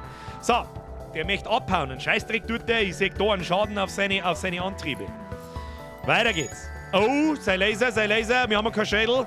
Der nächste Schuss von uns in die Laser. Oh, wir kriegen einen Schaden, das war nicht gut. Mach die Türe für die Dani auf. Was? So, oder was? Bringt das was? Das ist eine gute, berechtigte Frage. Jetzt pass auf, bei der Dani war ja gerade kein Sauerstoff. Darf das was bringen, wenn ich die Türen da aufmache? Geht dann der Sauerstoff aus den anderen Räumen in den Raum ein? In den Raum. Das habe ich zum Beispiel nicht gewusst. Ich weiß, dass es sich andersrum verhält, ja, wenn ich da aufmache, da und da aufmache, dass dann natürlich beide Räume Sauerstoffentzug haben. Aber theoretisch, wie die Luna schon schreibt, theoretisch ist natürlich nur logisch, dass dann von den anderen Räumen ein bisschen, dass der Sauerstoff halt aufteilt. Habe ich zum Beispiel nicht gewusst. Wieder was gelernt. Ha! So, jetzt kommt gleich ein Laserschuss von dem Arschloch, wahrscheinlich wieder aufs Schädel. Wie aber lästig. Ha! Unser Schuss war schneller wie sein Laser ist wieder down, fight nix. So, Dani, du gehst heilen. Dani, heilen sollst du. So, mir schießt man tot. Easy. So, und ich hoffe jetzt für die Leute, die das Spiel nicht kennen, habt ihr es jetzt gespannt, dass das ein Zusammenspiel von Timing ist. So, oh mein Gott, mein Laser muss schneller sein wie seiner, damit seiner down geht, damit er nicht auf mich schießen kann. Oh mein Gott, da hat er Raketen, der schießt mein Schädel zusammen. Fuck, jetzt kann er auch mit dem Laser durchschießen und so weiter. Ich hoffe, das Spielprinzip kommt langsam zur Geltung. So. Wir haben eine Zeit gekriegt, 3 Treibstoff, ein Drohnenteil, 25 Schrott. Easy. Oh, und gleich nochmal was. Als die Piraten verschwunden sind, rufst du die Siedlung. Wir sind dankbar, was sie getan haben, aber bald kommt wieder ein neues Schiff, um von unserer Abgeschiedenheit zu profitieren. Wir können ihnen leider nicht mehr geben. Das ist in Ordnung. Hey, jetzt war mir nochmal was extra drauf. Easy. 2 Raketen, können wir momentan noch brauchen. Später werde ich die Raketen verkaufen. Ein Drohnenteil, brauchen wir nicht, aber nochmal 13 extra Schrott. Hey Brudi, 13 extra Schrott, Jackpot. Easy. So, jetzt lassen wir uns noch ein bisschen Zeit, bis die Dani wieder voller Leben ist. Nice. Und dann schicken wir es heim auf ihr Antriebsteil. Und ja, jetzt haben wir 86 Schrott. Jetzt können wir ausbauen. Bam. Das probieren wir jetzt einfach mal. So, da gehen 50 drauf für unsere Schädel, ja, damit wir 2 Energie mehr reinhauen können. Sehen wir da auf der, warte mal, über mir. Dann kriegen wir 2 Schildbarrieren. Und wir brauchen natürlich, die müssen mit Energie versorgt werden. Das heißt, unseren Reaktor müssen wir auch noch ausbauen. Zumindest mindestens einmal machen wir. Bam. So, jetzt sehen wir links unten, hat unser Schädel 2 extra Energie. Normalerweise brauchst du Medbay am Anfang noch nicht. Energie raus. Jetzt haben wir 2 zur Verfügung und Energie rein. Wir schauen mal links um und jetzt haben wir ein Schild von Stärke 2. Das heißt, er mit seinem scheiß Einfachlaser kommt niemals durch unser Schädel durch. Da kann er uns nur so viel ausschalten. Außer er ist ein ausgefuchster Schlawiner, ein sauberer Hund, ein wenig Fuchs. Dann schießt er seine Raketen auf unser Schädelmodul, schaltet das Schädel ganz aus, solange das repariert wird, und schießt dann mit dem Laser rein. Ah, ihr seht schon, das ist alles wegen geschissen auf Grafik. Mehr sage ich da dazu nicht. So, faster than light, FTL-Antrieb.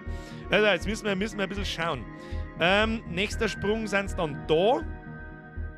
Das heißt, und nächster Sprung sind es dann da. Das heißt, ich werde jetzt folgende Route vorschlagen. Da rauf, da oben, daher und dann zum Ausgang. Nein, da haben wir gefickt. Sag ich dir, was ist. Nein, Brudi, da sind wir mir gefickt. Wir gehen da oben, wir gehen daher, dann schauen wir, wie weit das wir sind. Und da, Bruno Max! Kann heute nicht zuschauen, muss aufs Gewand aufpassen. Fuck! Alvino! Was ist denn mit dem Gewand? Ist der Alvino nicht alt genug, dass das endlich, weißt du schon? Bruno Max, merci dir. So, ein kleiner Mantis-Kreuzer sendet auf allen Kanälen eine sich wiederholende Nachricht. Alle fremden Schiffe, die sich in Mantis-Territorium wagen, sind verloren. Senken Sie Ihre Schilde und ergeben Sie sich, wenn Ihnen Ihr Leben lieb ist. Du kannst mir am Arsch lecken, Mantis-Depp. Du kannst aufs Maul kriegen. So, ich sehe, er hat wieder den Einschusslaser da, mit dem er zweifach schießen kann, aber das tut der Computer irgendwie nicht. Und ein Heavy Laser. Das heißt, er hat 2 Laser, beide prallen an meinem Schädel ab, drauf geschissen, mein Freund. Wir zielen mir eiskalt. Eigentlich kann er nicht durchschießen, wir zielen mal auf seinen Schädel. Tod den Mantissen! So, lass mal ablaufen, wir lassen nach. Schauen wir mal. Der Wulfric, wie viel Skill hast denn du beim... Ah ja, da schau her, mit jedem Schuss. Ah, ist schon gar. Schädel schon down, nächster Schuss geht einmal auf die Waffensysteme. Da er levelt schon langsam. Ja, mit jedem Schuss. Ah, ist schon vorbei mit dem Mantis-Kiwi. Ist schon vorbei. Aber ihr seht, ich hoffe, es ist einigermaßen nachvollziehbar, vor allem für die Leute, die das Spiel noch nicht kennen. Ich schieße auf sein Schildmodul links außen, dann hat er kein Schädel mehr. Dann sagt man auch, dass die Tier da kurz bei ihm aufgegangen ist. Da geht seine Crew in den Raum rein und versucht es zum Reparieren. Orange bedeutet, es ist nicht ganz kaputt, sondern nur angeschlagen. Links oben ist seine Energie und drunter ist kein Schüttel mehr. Das heißt, ich kann mit meinem Laser einfach durchballern, ohne dass was aufgehalten wird. Und beim Waffensystem genau das gleiche. Wenn das rot ist, verhält sich das bei ihm seinem Schiff genauso wie bei meinem. Wenn er da die Energiekerne zusammenbombt, kann ich die Waffen da unten nicht mehr online schalten. Ja? Mein Artemis-Raketenwerfer braucht eine Energie, mein super fucking Laser 2 braucht 2 Energie. Und wenn die nicht zur Verfügung stehen, dann fallen meine Waffen aus. Und ich drücke jetzt da sehr oft auf Pause. Das tue ich offstream übrigens auch. Ja? Immer pausieren. Nachdenken, ab und zu mal nachdenken, schaut halt nicht. Ja, schießt man da drauf. Und dann ist ein Zusammenspiel von getimten Schüssen auf die richtigen Module und so weiter. Weiter geht's. Da können wir jetzt zuschauen, wie er langsam stirbt. Oh, jetzt hat er sein Schädel wieder repariert, schon. Ein Laser prallt ab, einer geht vorbei, einer trifft. Und der Hit-Sound, wie der Sprengi schon schreibt, der Hit-Sound, wenn ein Laser von uns trifft, dieses Dunk, ist so satisfying. I fucking love it. Schiff explodiert, 23 Schrott, 3 Treibstoff, easy peasy lemon laser. Also geh, Birger, das ist am Hans sein Laser. Ja, Entschuldigung. Das ist ein Hans sein super Fick Laser 2. So, weiter geht's. Wir haben wieder Schrott gesammelt, hat sich auf alle Fälle rentiert, wunderbar. Also mit 2 Schädelpunkte am Anfang, das bringt so viel.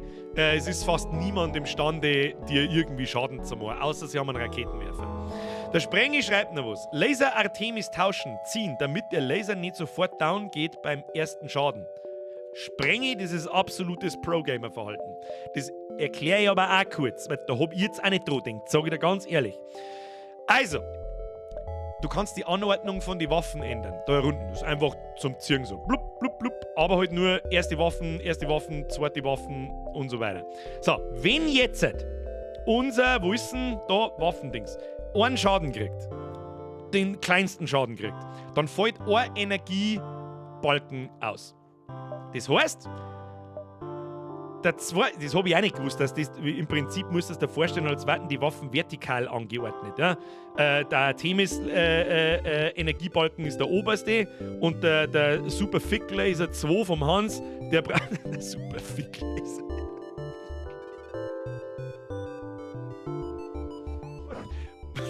Halt durch dein Maul. Ist quasi ist unten. Und wenn wir einen Schaden kriegen, dann fällt der Waffen aus. Und dann fällt halt der Artemis aus. Ja? Und in unserem, wenn wir es vorher gerade gehabt haben, fällt der Super Fick Laser aus. Als erstes. Das ist natürlich schlecht, weil unsere Hauptwaffe nun mal der Super Fick Laser ist. So. Alexa, zuerst Birgit, Chris aus dem Gewitter geblockt. Nee, fein. Ist bei euch, ich krieg's momentan gerade nicht mit. Gerade bevor ich eingegangen bin und mit dem Streamen angefangen habe, hat es draußen bei uns donnert oder ein bisschen geregnet. Wie in Donner gehört habe, habe ich gemeint, Alter. Ist Steffi B. übrigens da. Ja, ist auf alle Fälle für die Liste. Super Fick Laser vom Hans. Das ist wichtig. So. Ja, weiter geht's. Mit 39 Scrap können wir noch nicht recht viel. Scrap ist übrigens Schrott auf Englisch. Entschuldigung für die Leute, die es nicht wissen. Hat auch irgendwann einmal einen Zeitpunkt gegeben, da hast du auch nicht gewusst, was Scrap heißt. So, weiter geht's. So, jetzt müssen wir schauen, wie wir das machen. Okay, ich spring da auf, dann sind sie da. Dann springe ich da auch oben, mir ist das wird knapp, Alter. Erster Sprung, zweiter Sprung, wir kommen jetzt da um. Daher. Warte mal, dann haben sie da. Da. Sollen wir es riskieren? Sollen wir es riskieren, dass wir daher springen, dann da und dann da rauf? Ah, ich weiß nicht! Ah, ich weiß nicht! Wird nix. Der Sprengi sagt, es wird nix. Dann springe ich daher und spring da auf und nein, das riskieren wir nicht. Das riskieren wir. Aber was für ein System ist das Beste? Ene, mene, mink, mank, stink, stank. Dann springen wir da her. Manchmal muss man es so simpel machen, wie es geht. Hashtag Ene, mene, mink, mank. So. Ein hochentwickeltes automatisiertes Schiff der Rebellen liegt an einer ihrer kleinen Raumstationen. Laut den Sensoren werden dort militärische Güter gelagert.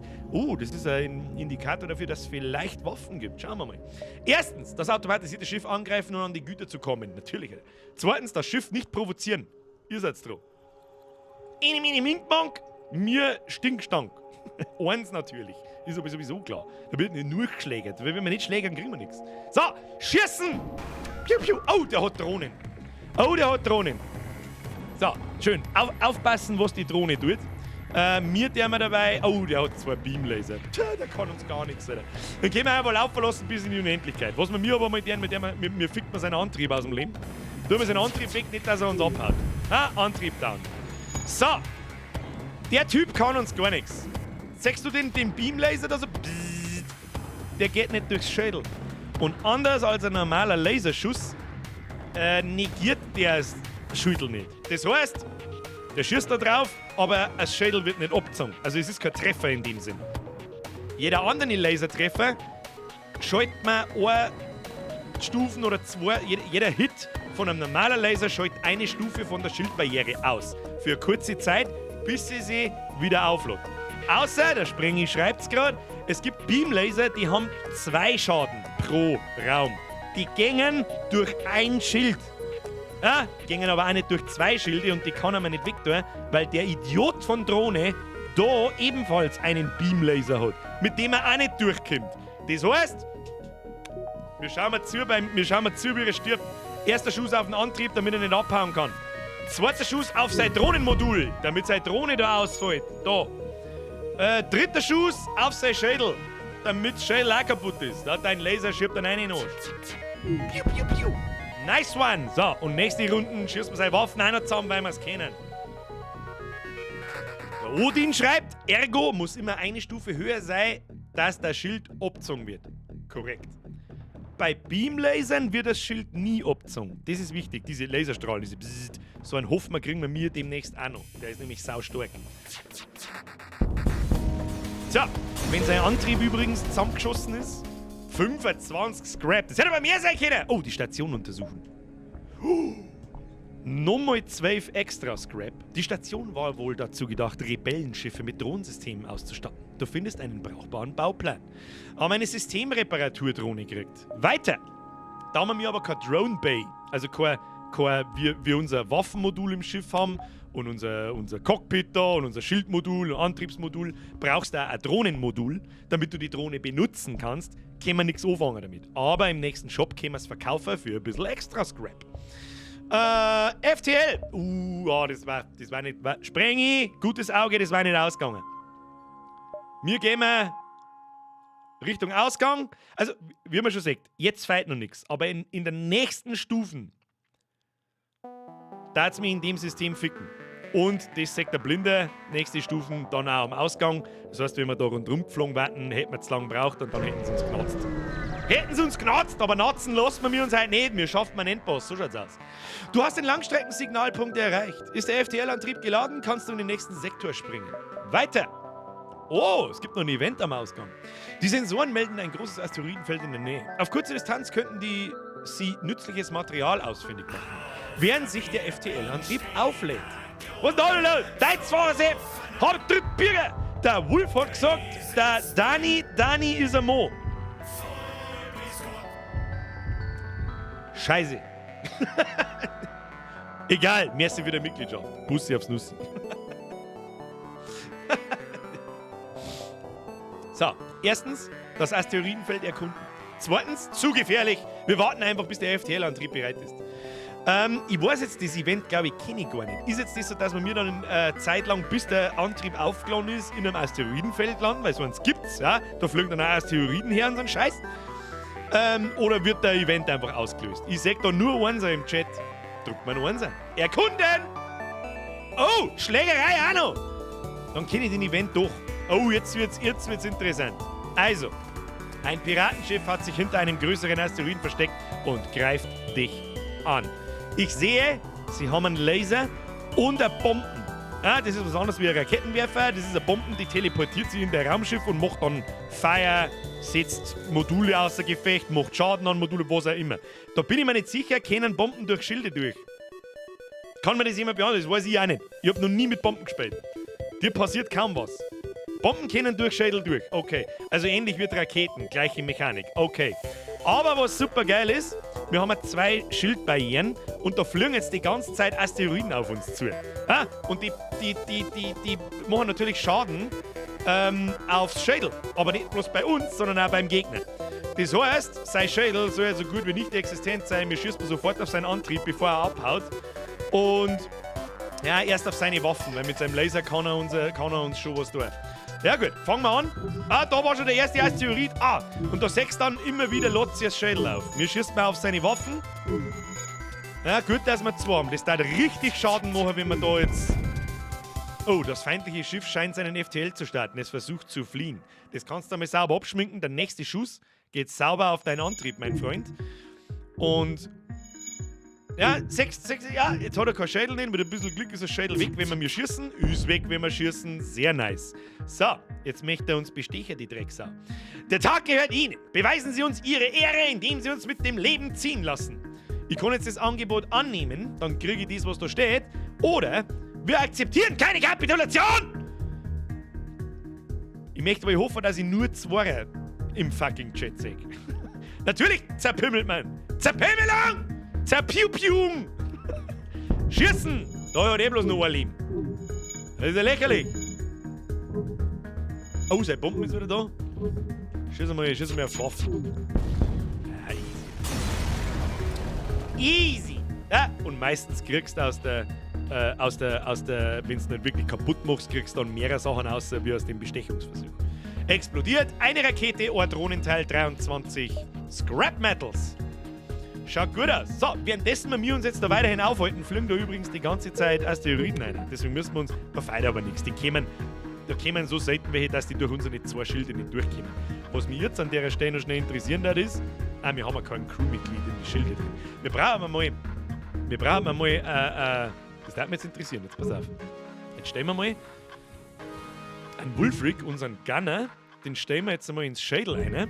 Das hat folgenden Zweck, dass sie unser Schädel, pass auf, wenn unser Asteroid trifft, bumm, lädt sie das immer wieder auf, bis das Schädel wieder da ist. Und wenn da jemand drin steht, dann geht es 10% schneller. Oder wenn er Stufe 2 wird, 20% schneller und so weiter. Und leveln tust du immer, wenn die was trifft. Jetzt darf mich interessieren, ob der Wulfric Schildskill kriegt, währenddessen wir da stehen. Und dann, nein, kriegt er nicht. Ja, das war zu OP, das war voll der Cheese-Scheiß.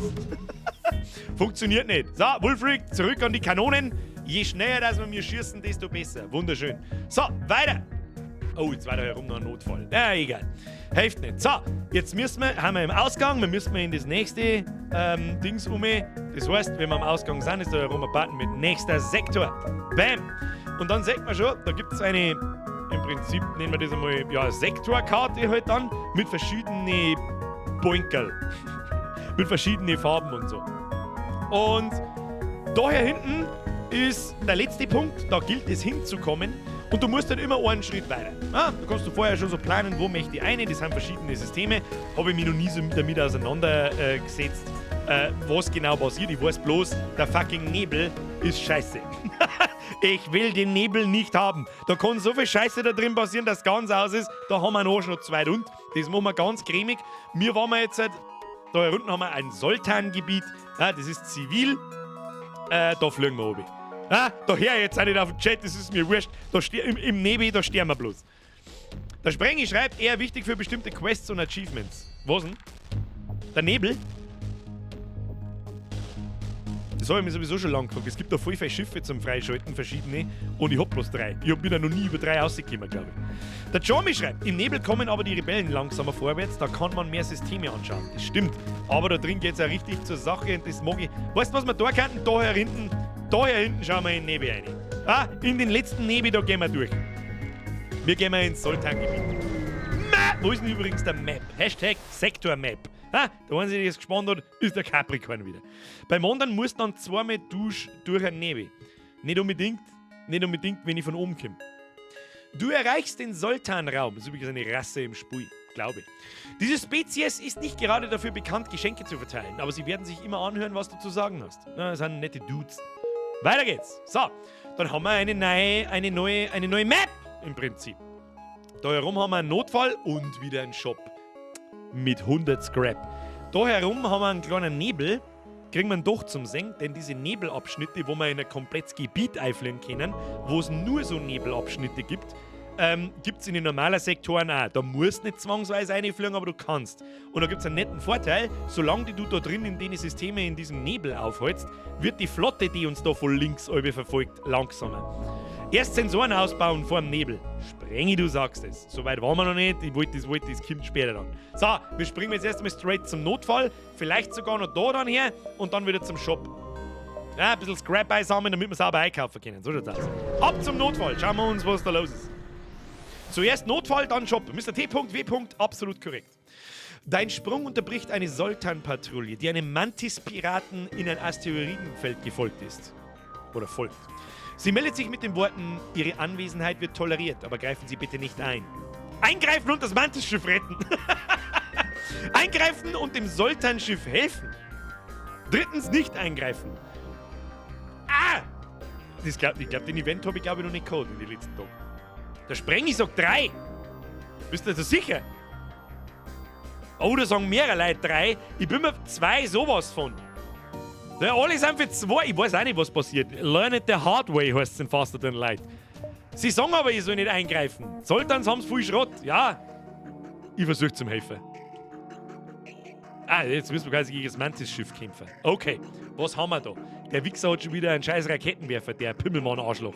Und aber bloß einen Laser mit einem Schuss, der interessiert uns nicht, der kommt nicht durch. Du überholst die Sultan und erreichst das Schiff der Mantis im Asteroidengürtel. Es ist an der Zeit, sich ein paar Freunde zu machen. Gut, geschossen wird. Achtung.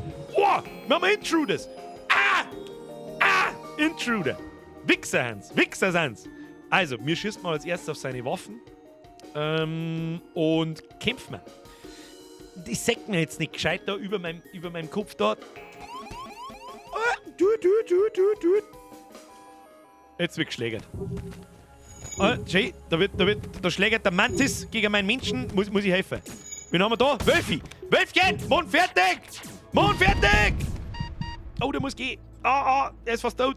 Jasse, schnell in Medbay und der Dings macht den Rest fertig. Oh, hat er sich schon wieder heimbeamt. So, was der mir jetzt? Nein, ausweichen der wir nicht auf. Mit der wir da einen weg. Wir brauchen Medbay. Wölfchen, du musst dich wieder heilen. Heilen? Was haben wir da? Wir haben seine Waffen ausgeschaltet. Der easy, Alter. Übrigens, die Waffen sind jetzt gerade nicht besetzt. Sie schießen aber trotzdem. Aber halt weit langsamer, als wenn jemand drinsteht. Also es ist nicht so, dass das Modul dann gar nicht funktioniert. Wichtig zu wissen. Da außerdem zerschrottet das Asteroidenfeld den anderen sowieso. Da, sein Sauerstoff ist aus, sein Cockpit ist aus, der kann nicht mehr wegfliegen. Jetzt gibt's bloß noch Piu-Piu. Da, Piu-Piu-Piu-Piu. Ja, ist schon vorbei. Feuer erwidern! Da, 14 Scrap. Als du das Mantis-Wrack ausschlachtest, kehrt die Sultan-Patrouille mit 3 anderen Schiffen zurück. Schnell nimmst du so viel mit wie möglich, bevor sie dir irgendwelche Fragen stellen können. Weiter. Haben wir aber nicht gekriegt. Das war jetzt nicht der Teufel, Kinder. So. Wen haben wir da? Oh, der Wulfric muss sich auch noch heilen. Und das Wölfchen muss wieder an dem Pilotenstand. Fragen? Das war schon so. So, Wulfric hat sich auch wieder geheilt. Der haben wir da einer. Währenddessen fliegen die Asteroiden weiter. Die übrigens ein ziemlich großes Problem jetzt eigentlich schon zum zweiten Mal gewesen wären, wenn wir mir kein Schädel nicht ausgebaut hätten. Sag ich dir gleich schon, was ist. Und da haben wir sogar 2 Shops! Ah! Was soll ich machen? Da müssen wir jetzt zuerst da fliegen, dann fliegen wir in den Shop ein. Das sagt der Ebel. Da haben wir gar nicht lang umeinander. Brüder, die haben wir nicht. Da wird geschossen. Oh, Drohnenboot. Drohnenboote sind gefährlich. Vor allem, die hat einen Laser und so einen Ionenstrahl. Was tut der Ionenstrahl? Der setzt das Schädel und andere Module außer Gefecht. Der macht keinen Schaden, aber der blockiert es für, ich weiß nicht, 3-4 Sekunden. Du springst in ein Trümmerfeld, das einmal ein Sultan-Kreuzer gewesen ist. Dummerweise hält seine Engi-Eskorte, eine Engi, eine Rasse im Spiel, dich für den Angreifer und greift dich zur Vergeltung an. Sie reagieren nicht auf deine Kontaktversuche. Ihr Wichser! Ja, Sprengistan ist wahrscheinlich der richtige Ausdruck. So, was bringen wir? Machen wir Medbay aus, machen wir Raketenstation an. Kann uns der irgendwas? Oh, wenn er Drohnen hat, der kann uns ja nichts. Schau hier, sein geschissener, das ist wieder so ein Beamlaser. Und das Ding, was da kommt, das zückt uns ein Schädel ab. Dann blinkt das so blau für ein paar Sekunden und dann kommt er mit seinem Beam-Scheiß nicht durch. Dann hat er eine Abfangdrohne. Wenn ich da jetzt eine Raketen um mich schieße, dann fangt er uns die ab. Das tue ich jetzt nicht. Da schieße ich bloß mit dem Laser rein. Mit was schieße ich da den Laser rein? Da schießt er direkt aufs Schädel, weil er kann uns sowieso nichts machen. Solange das Schädel down ist, easy. Kann er uns nichts. Trickbeidel Hamiseb, da, hier, Piu-Piu kannst du haben. Piu-Piu to your face, Motherfucker. Können wir einfach laufen lassen. Ein bisschen zurücklehnen, ein bisschen zuschauen. Passiert nicht viel. Warum? Weil wir mir vorausgeplant haben. Like a Babene. Vanille, Schoko, Erdbeer, Babene. Oh, auf den Antrieb, falls er fliegen will. Mr. T&W, das ist ein guter Punkt. Der Kampf dauert nämlich schon ziemlich lang, wenn du bloß einen Laser hast, der ziemlich lang braucht zum Aufladen. Ist er schon gut, der Hundsgrip, bitte. 23 Scrap. 2-mal Treibstoff, Drohnenteil interessiert uns nicht. Wobei, da haben wir mittlerweile auch schon wieder 6. Vielleicht können wir die irgendwann einmal verkaufen. Durch ein Event oder so. So, faster! Erst zum linken Shop. Wir schauen uns erst den linken Shop an. Was können wir brauchen? Ein Crewmitglied fürs Schädel, auf alle Fälle. Ein Menschenschiff meldet sich. Meine Freunde, bitte, es gibt nichts, was ich nicht habe und was ich nicht kriegen kann. Ist es auch nicht wert. Wie wär's mit einer Runde durch meinen Laden? Ja, sie doch. Fuck off, das kann ich mir nicht leisten. Ein Cloaking. ein Cloaking-Device. Das ist stark. Cloaking ist stark. Ich weiß nicht, aber es kostet halt... ich kann noch verkaufen, stimmt. Wir haben ja so eine lustige scheiß Drohne für 15. Ha! Bitch! Und unser scheiß Raketenwerfer, den brauchen wir noch. Noch brauchen wir ihn, solange wir keine anderen Waffen nicht haben. Was haben wir da? Seite 1, ich weiß nicht, sollen wir den jetzt schon kaufen? Die Drohnenteile zum Beispiel. Die Sachen da herum, die kann man nicht verkaufen. Das muss durch ein Event passieren, durch ein zufälliges. Das ist das Einzige, was man nicht verkaufen kann. Aber, wie wir gerade gesagt haben, wir haben auch vorher doch so eine Drohne gekriegt, die habe ich schon... Die hab ich schon verkauft. So, Cloaking ohne Offensive bringt die halt nicht weiter. Das ist richtig. Das Cloaking-Device brauchen wir später. Das heißt, fuck. Was hat er denn sonst noch? Drohnensteuerung brauchen wir nicht, aber das Ding kauft man uns früher oder später.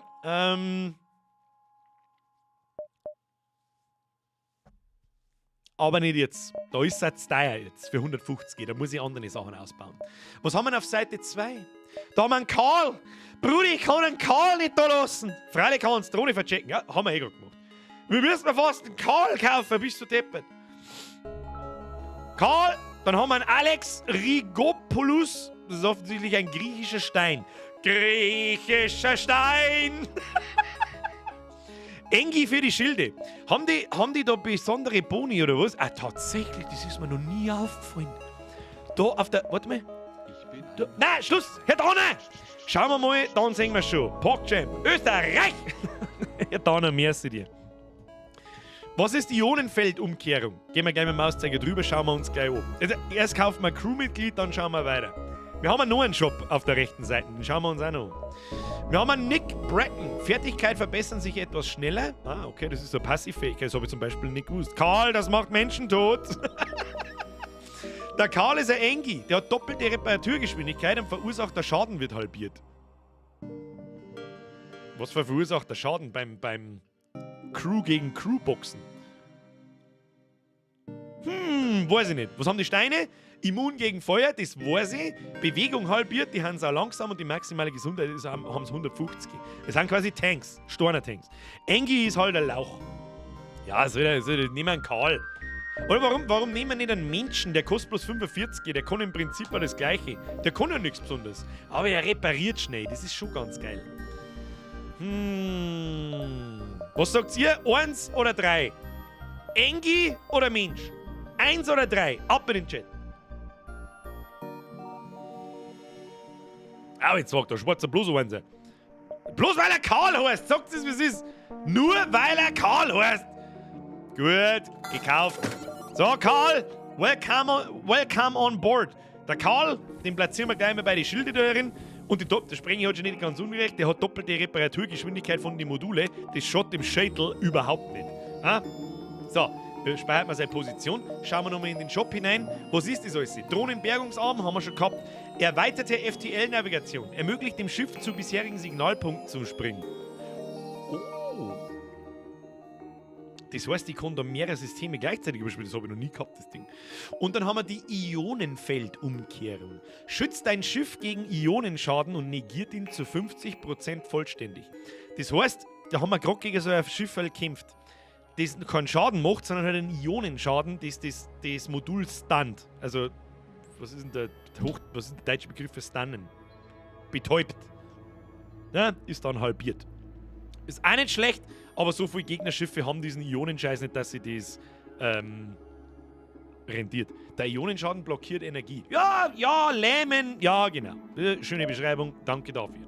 Ja gut, mehrere gibt's da nicht. Ich möchte gerne noch zu dem anderen Shop da oben und dann verpissen wir uns da durch den Nebel durch. So da die das sagen.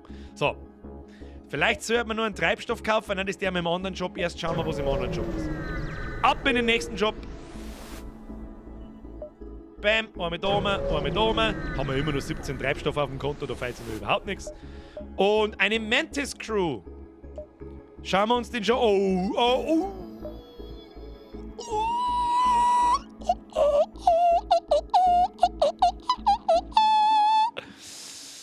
Den habe ich noch nie gehabt. Alter. Der Super Fick Laser 3. Der kostet halt, aber der hat ein ganz großes Manko. Der Grund, warum man uns nicht kaufen. erstens, er kostet 95. Zweitens, der braucht 4 Energie. Der braucht so viel wie unsere 2 Waffen miteinander. Das funktioniert nicht. Das Ding ist leider Gottes zu früh. Was kann das, Tolls?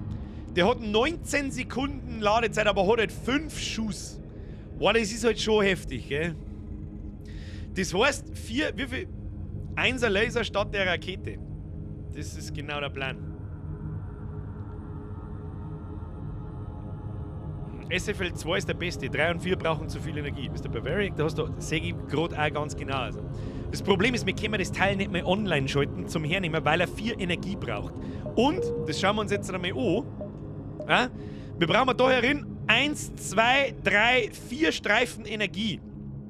Schauen wir auf die rechte Seite da hinter mir. 35, 50, 75 und 90 Scrap müssen wir da aufkommen. Dann brauchen wir 4 Punkte Reaktorenergie dazu. Da brauchen wir 500 Scrap für das Teil. Und dann braucht er 19 Sekunden, bis sie die auflädt. Rentiert sie nicht. Schaut besser aus, wie er ist. Sag ich dir, was ist. Aber der 1er Laser schaut ganz interessant aus. Der hat eine Ladezeit von 11 Sekunden, hat Schüsse pro Ladung 2 und hat benötigte Energie 2. Und bis wir mir eine Lanze kriegen, vielleicht irgendwann einmal, was ist der Waffenvorzünder? Waffen stehen nach einem FTL-Sprung sofort zur Verfügung. Boah, das ist auch voll stark, Alter. Boah, das ist auch voll stark!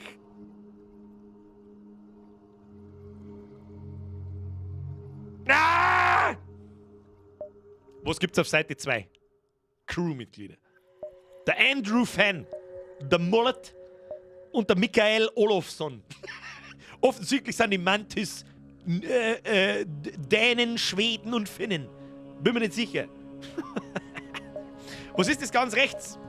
Der Ionenschlag. Das ist genau das Teil, über das wir gerade geredet haben. Das quasi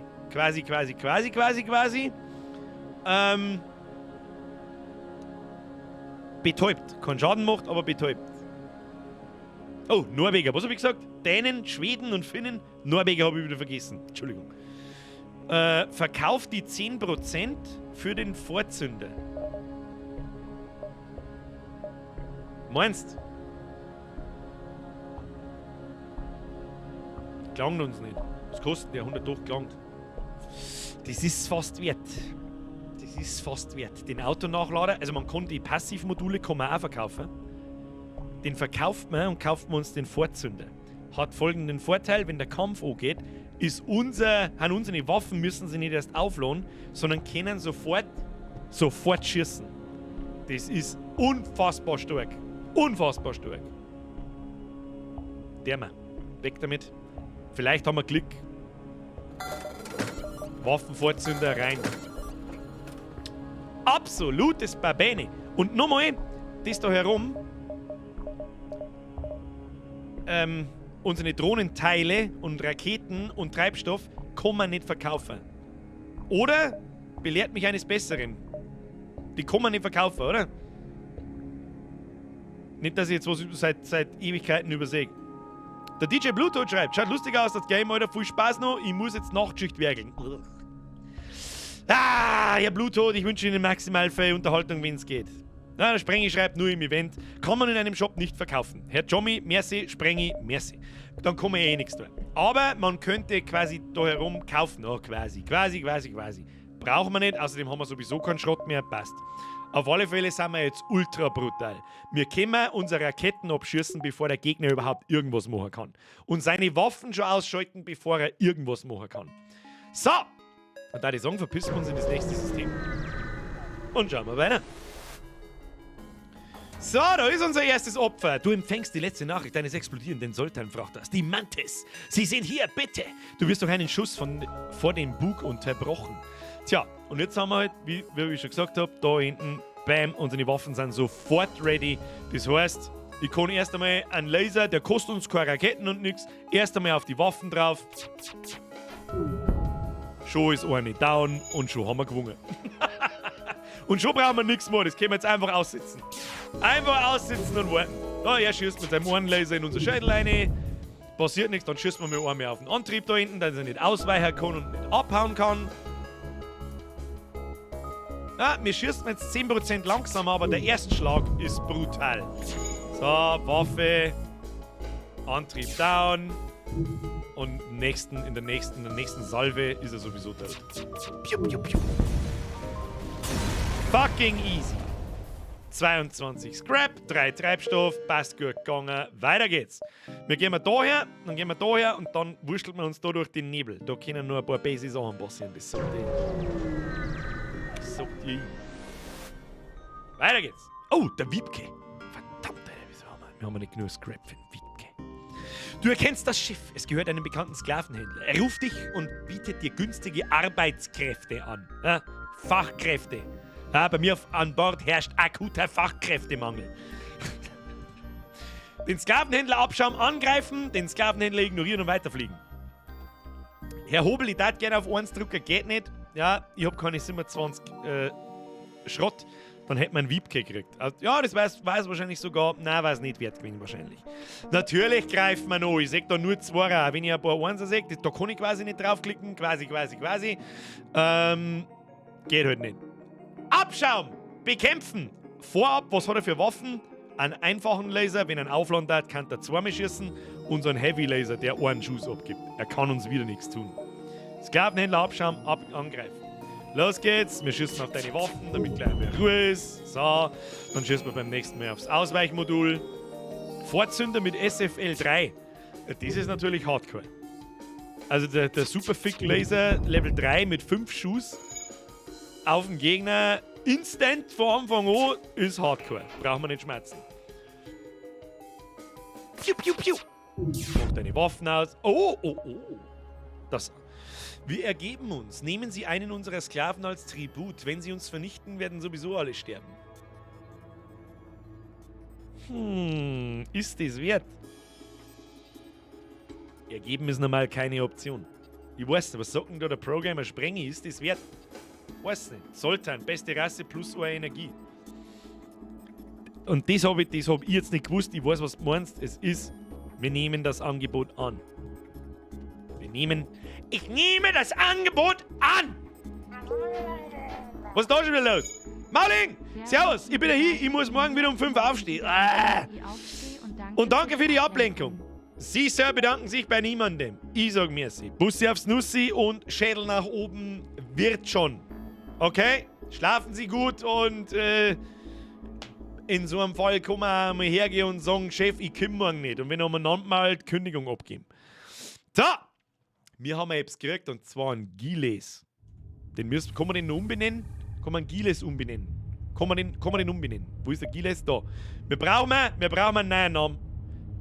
Wer als erstes...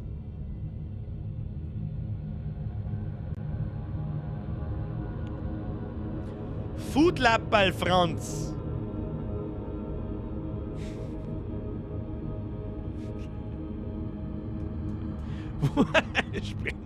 Sprengi, wie schnell kann man Foodlab bei Franz schreiben? Außerdem ist der sowieso auf deinem Mist gewachsen, ist nur berechtigt. Sprengi. Da, Sprengi, wo steckt man den hin? Da haben wir plus eine Energie, das ist halt schon ganz geil. Im Schädel hilft es uns aktuell nichts, bei den Waffen hilft es uns aktuell nichts, beim Antrieb vielleicht. Im Antrieb ist er stark. Antrieb stark. Was auch stark ist da herin. Wie weit ist denn die Dani mit dem Leveln? Was, habe ich einen Capricorn? Der Capricorn war bei mir nicht schnell. Nein. Also nicht ansatzweise war er bei mir schnell. Sensoren brauchen keine Energie. Aber er zeigt dann, als hätte er 2 Energie, oder? Stufe 2. Das sehe ich einen feindlichen Innenraum. Also die Sensoren haben auf der Seite da. Da, er gilt dann, als hätte ich 2 Energie. Dann sehe ich in den feindlichen, ins feindliche Raumschiff ein, wo die in die Menschkall sind und so. Das ist bemannt, gibt ein +1 Level für den Raum. Okay. Na, ich sehe schon.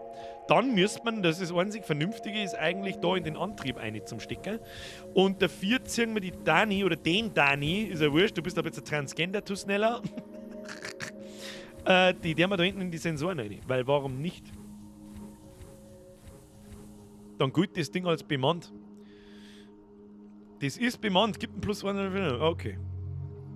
Odin, mit meiner Verzögerung unmöglich. Ja, das, was ich als erstes lese, dann ist ein kleiner Random-Faktor drin und ist nicht unfair. So, ich glaube, das ist ganz so. Wölfi, Dani, Wulfried, Karl und Sprengi.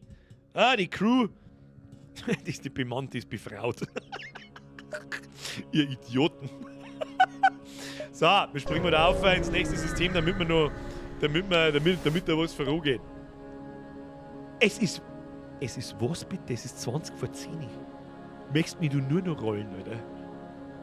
Ich meine, es ist 9. Oder wen überhaupt? Alles klar. Du stößt auf einen Piraten, der ein unidentifiziertes Schiff verfolgt. Du erhältst sofort eine Nachricht des Piraten. Wenn sie sich aus dem Kampf raushalten, wird es sich für sich lohnen. Du, tut mir leid, für 2 Treibstoff und 17 nix da. Nix da! Zusammendroschen wieder! Versuchen den Helden zu spielen, die Piraten anzugreifen. Oder ein Schädel und einen Laser. Was möchtest denn du? Okay, weiter, was möchtest denn du? Da ist ein Schneck drin. So, jetzt seht ihr, jetzt ist unser, warte, da auf der Seite, jetzt ist da, Mauszeiger, unsere Sensoren haben jetzt bemannt. Jetzt sehen wir im Gegnerraumschiff drin, wo seine Crew ist. Und auf die können wir auch schießen. Also zumindest in den Raum, dann kriegen die in dem Raum stehen, auch Schaden. Das heißt, was hat denn der alles? Der hat eine Drohne mit Beamlaser, ja, die macht ein bisschen, kommt nicht durch Schädel durch, und so einen Einschusslaser, den er wahrscheinlich wieder nicht hernimmt. Wir schießen auf seine Waffen. Auf seine Waffen, Fotzen kann er haben. Wie der Glockengießer sagt, der Bockfotzen kann. Leck, jetzt brennt's da drin! Very nice, Hauptsache es brennt. So, der zweite Schuss geht einmal ganz gepflegt auf den Antrieb. Oh, der hat aber schnell repariert. Der hat eine Reparaturdrohne schon. So, der kennt sich ja gar nicht aus, der weiß ja gar nicht, wo er hin soll. So wacht. Peng, peng. Ja, möchte uns wieder bestehen. Für 14 Schrott kriegst du von mir gar nichts. Deine Raketen brauche ich nicht. Und den anderen Scheiß auch nicht. Zurückweisen. Schuss auf den Antrieb, bevor er abhaut. Nicht, dass er abhaut. Der hat ziemlich viel Leben. Und nicht, dass er weiß das schon. Und wir könnten auch einen töten. Da. Ja, der hat nicht mehr viel. So, Antrieb, down. Schießen wir mal ins Cockpit rein. Einfach, weil wir es kennen. Schießen wir ins Cockpit. Das eine Schädel, der erste Schildhit müsste halt treffen, damit kein Schuss vorbeigeht. Jetzt überlegt er nochmal. So, Antrieb. Ist das so? Da muss ich kurz die Frage stellen. Der Gegner, der lädt ja seinen Sprungantrieb auch auf, genauso wie mir. Unserer ist zum Beispiel schon lang fertig da herum, der ist ja gelb. Und wenn ich ihm da ins Cockpit oder in den Antrieb einschieße, dann fängt er wieder bei 0 an, oder? Der Sprengi schreibt, Pilotensystem Rot ist 0% Ausweichen und kein FTL. Und wenn ich in Antrieb einschieße, kann er auch nicht abhauen, oder? Aber nur wenn er rot ist und auf 0 ist. Naja, gut. Das Piratenschiff explodiert und ich untersuche das Schiff 38 Scrap Metal, meine Damen und Herren. Das Angriffsziel des Piratenschiffs springt schnell weg, bevor du Kontakt zu ihm aufnehmen kannst. Das ist aber nicht nett. Nein, das ist nicht nett. So, was wir uns jetzt noch schnell merken. Die Sprungreichweite von der Flotte, die uns da verfolgt, die wird weniger, sobald wir mir in den Nebel einfliegen. So, in diesem Nebel passieren verrückte Dinge. Da kann alles Mögliche passieren.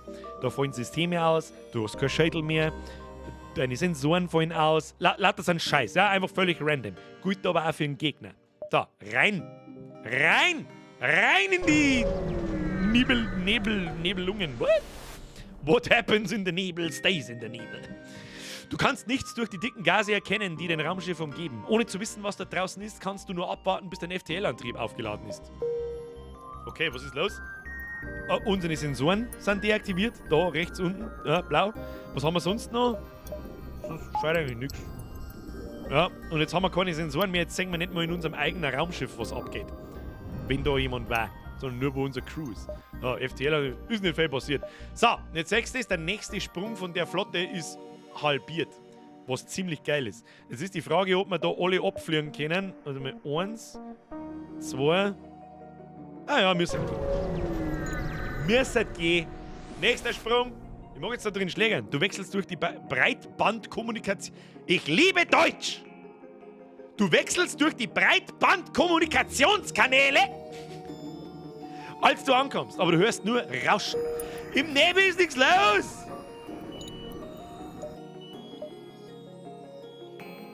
Rentiert sich da vielleicht noch ausspringen? Das wird nicht mehr klar. Ja.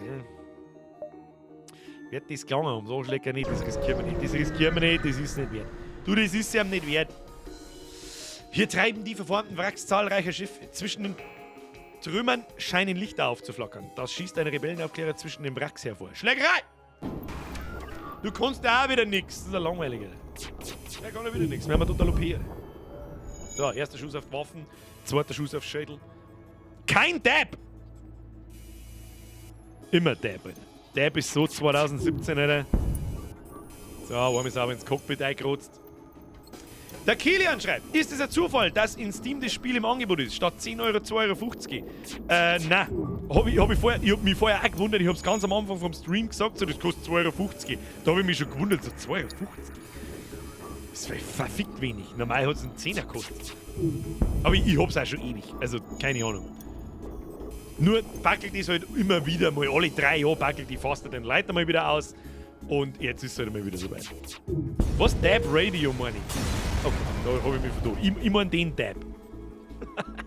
So, 31 Scrap Metal. Passt gut gegangen. Ist nicht viel passiert im Nebel drin. Da schafft man es nicht her, ich sag das, was es ist.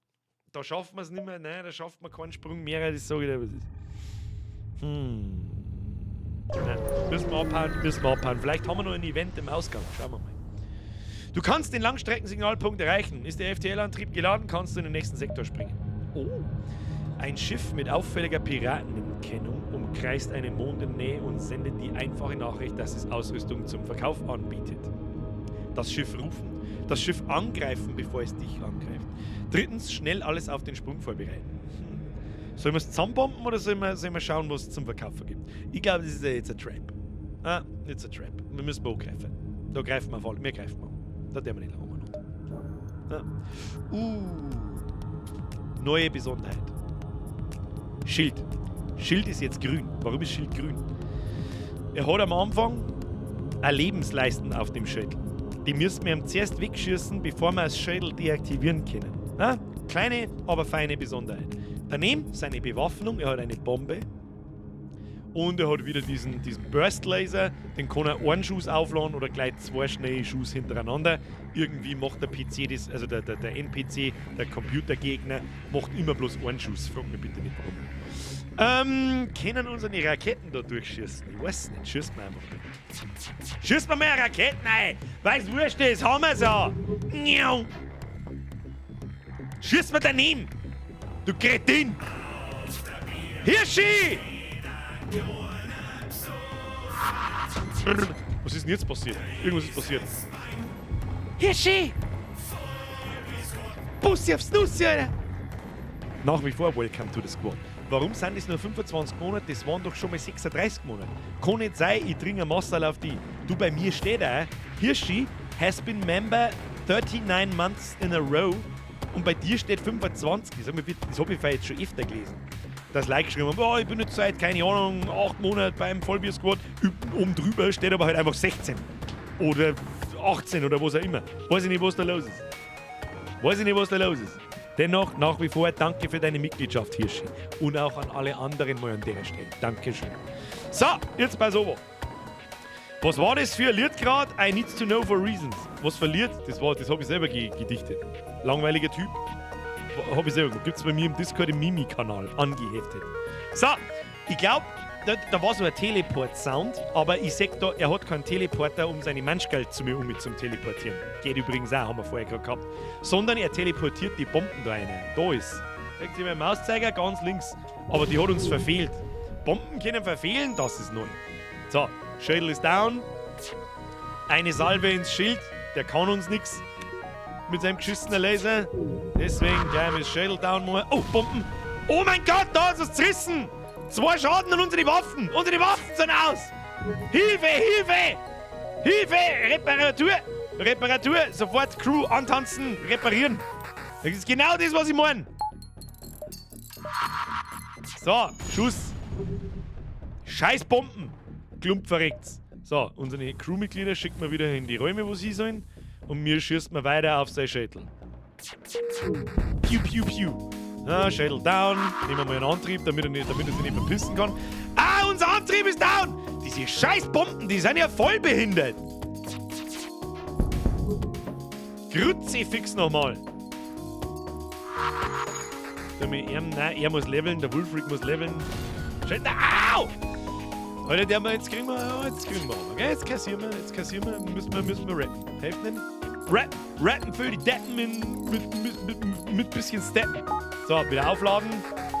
Vielleicht sogar beides einmal. Die Scheißpumpen, Alter. Die Scheißpumpen. Ich kann jetzt gerade nicht, ich schau gleich. Sonntag, Ruhetag. Gleich. Ja, der Domi. Der Wulfric hat ja ziemlich viel Schaden gekriegt und der Sprengi auch. Sprengi, du darfst keinen Schaden kriegen. So, Schuss. Ausschluss jetzt. Was? Dann pompe die mit der Raketen weg, so, hat's die schon. Kruzifix, der hat viel ganz schön. Der hat viel ganz schön, okay? Der hat ganz schön ausgezahlt. Aber wir haben dafür 32 Scrap Metals gekriegt. So ein Arschloch. Na ja, gut, schicken wir mal alle in die Reparaturstation. Ah, ich hab nicht. Dann spreng ich noch dazu. Na, ist kaputt gegangen. Sultan zerreißt sie übrigens, wenn sie sterben und machen Schaden an anderer Crew im gleichen Raum. Das ist eigentlich ganz lustig mit einem Crew-Teleporter, einer Klonstation und dann schickst du einfach 2 so Sultan-Typen um und lässt das absichtlich sterben. Und das ist eigentlich gar nicht so blöd. Kann man mal ausprobieren. Habt ihr in Zukunft nochmal Bock auf dieses Spiel? Ganz ehrlich, ich habe momentan so viel Freude an dem Ding, dass es ganz aus ist. Aber ganz aus ist. Das ist so gut. Das ist so gut, das Spiel. Leave a like auf YouTube, let me know. Hat am Montag auch funktioniert. Ja, am Montag habe ich zu euch gesagt, habt ihr mehr Bock auf Hobby-Review. Ich glaube, so gut besucht war ein Stream schon seit einer ganzen Zeit nicht mehr und so viele Likes hat es auch schon lange nicht mehr gegeben. Please let me know. Selbstverständlich gibt es auch noch mehr ein Hobby-Review. Nächsten Montag, der haben wir allerdings ganz was anderes. Nächsten Montag feiern wir unser 5-jähriges. Da machen wir ein kleines, also die ganze nächste Woche habe ich mir so überlegt, da reden wir noch im Stream drüber. Ja, jetzt haben wir noch, damit noch ein bisschen was geht. So, wir haben uns gar nicht geheilt, oder? Doch, haben wir schon. Ja gut, jetzt haben wir 124 Scrap Metal. Wir gehen mal in den nächsten Sektor. Und dort würde ich jetzt vorschlagen, gehen wir nicht mehr in den Sultan-Sektor, sondern ins Mantis-Gebiet. Oder? Hey, was absolut krass ist, dass 10 vor 10 ist. Wir haben 2 Sektoren geschafft. Normalerweise spiele ich so ein Ding auf eine halbe Stunde, 40 Minuten ungefähr durch. Bis ganz hinten zum Endboss. Also zum Endboss komme ich wirklich fast immer... Der Flashbild schreibt, über 57 Zuschauer auf Twitch und YouTube. Mir werden schon die ganze Zeit 850 angezeigt. Ich weiß nicht. Marco Huber, was ist mit Factorio? Spielen wir schon auch wieder. Momentan habe ich halt einfach mehr Spaß an, du weißt das schon. So, Mantis-Gebiet. Ja, machen wir ein paar Meter. Spielen wir mal ein bisschen schneller, erkläre ich nicht jeden Scheißdreck. Weiter geht's. Da unten haben wir einen Notfall. Natürlich gehen wir zum Notfall und dann arbeiten wir uns da so langsam auf, je nachdem, was wir finden. Weiter geht's. Ein bisschen Schwund ist immer. Du stößt auf eine Reihe von Schiffen, die von einer kleinen Raumstation flüchten. Du rufst sie und hältst folgende Nachricht. Hilfe! Wir werden von einer riesigen Alienspinne überrannt. Die Scheiße weiß ich noch. Nie fucking mal mit Alienspinnen-Ohrring. Da ist nicht zu spaßen, das steht nicht zur Gaudi dort. Niemals Alienspinnen. Das ist auch das einzige Event, das mir für immer hängen geblieben ist. Ich weiß nicht genau, was passiert, aber es geht nie gut aus. Entweder es stirbt deine ganze Crew oder irgendwas. Ignorieren. Du kannst es nicht riskieren, an irgendeiner abgelegenen Station gegen unbekannte Aliens zu kämpfen. Du machst dich bereit für den Sprung. Ja, adios, amigos. Weiter geht's. Adios. So, du entdeckst ein kleines Rebellenschiff in der Nähe. Es scheint für den Transport umgebaut worden zu sein. Es scheint dich und dein Schiff nicht angreifen zu wollen. Die Übergabe ihrer Waren verlangen. Verstehe die Frage nicht. Du machst dich bereit, um ihre Fracht mit Gewalt zu übernehmen? Ja, natürlich. Oh, ich sehe einen Raketenwerfer, der ist nicht gut, den müssen wir sofort ausschalten. Sie wollen anscheinend nicht kämpfen, sie versuchen zu entkommen. Das glaube ich nicht. Dann machen wir es jetzt nochmal so. Dann machen wir mal... Kiddies! Wer ist wieder ein Zwickel? Es gibt wieder... Was? Es gibt wieder eine Leberkassemi. Kiddies! Die gönne ich mir. Sag ich dir, was es ist. Aber für einen Zwickel kriege ich bei uns fast 2. Bussi aufs Nussi, merci dir. So, pfeffert mir, wir haben 11 Raketen. Jetzt pfeffert mir einmal, müssen wir Raketen da rein, schauen wir, was passiert. Nein, der Abfangraketen!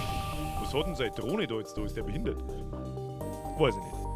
Na, das weiß ich einfach nicht. So, die wollen abhauen, ab ins Cockpit. Ja, Cockpit down, easy. So, dann wird's bloß noch sauber in die Waffenfabrik rein, kann er uns schon nichts mehr tun. Alter. Piu, piu. Oh, wir haben ein Level-Up. Wer hat ein Level-Up gekriegt? Irgendjemand hat ein Level-Up gekriegt. Oh, der Wulfric. Wulfric, du bist unser Todesgunner jetzt. Achtung, was kannst du? Ja. Waffenfertigkeit. 15% schnelleres Laden der Waffen. Das heißt, unser Raketenwerfer und unser Super Fick-Laser 2 vom Hans, der lädt jetzt einfach 15% schneller auf. Ja, easy, Alter. Weiter schießen! Oh, Gegner-Crew ist fast down. Nein, nochmal da ins Cockpit ein. Nein, das war jetzt ein Fehler. Das war ein Fehler, dann kriegst du noch mehr Raketen in deine Waffen rein, weil ich lasse mich nicht von deiner Scheiße da jetzt treffen. Hat jetzt unsere Raketen abgefangen. Der Drecksack! Der hat da so eine Abfangdrohne, der fängt nicht unsere Raketen ab. Nein! Sprengi, du musst richten! Sprengi! Oh, jetzt schießt er nur. Der schießt aber schnell Raketen. Glutzi, fix der Wichser. Schießt jetzt weg den Draht. Hat jetzt noch mehr Raketen losgeschickt. Das möchte ich aber auch hoffen. Oh, wir haben auch Waffen gekriegt. Das Schiff hatte Waffen geladen. Du findest eine intakte Sache trotz des Kampfs. Hey, 50 Scrap und eine Heilbomben. Ich weiß nicht, was eine Heilbomben macht, aber ich glaube, Crewmitglieder heilen im eigenen Schiff. Können wir absolut nicht brauchen. Ja, wobei, wer weiß, wir können da schnell hin und her schalten. Die verkaufen wir, sobald wir den nächsten Shop sehen.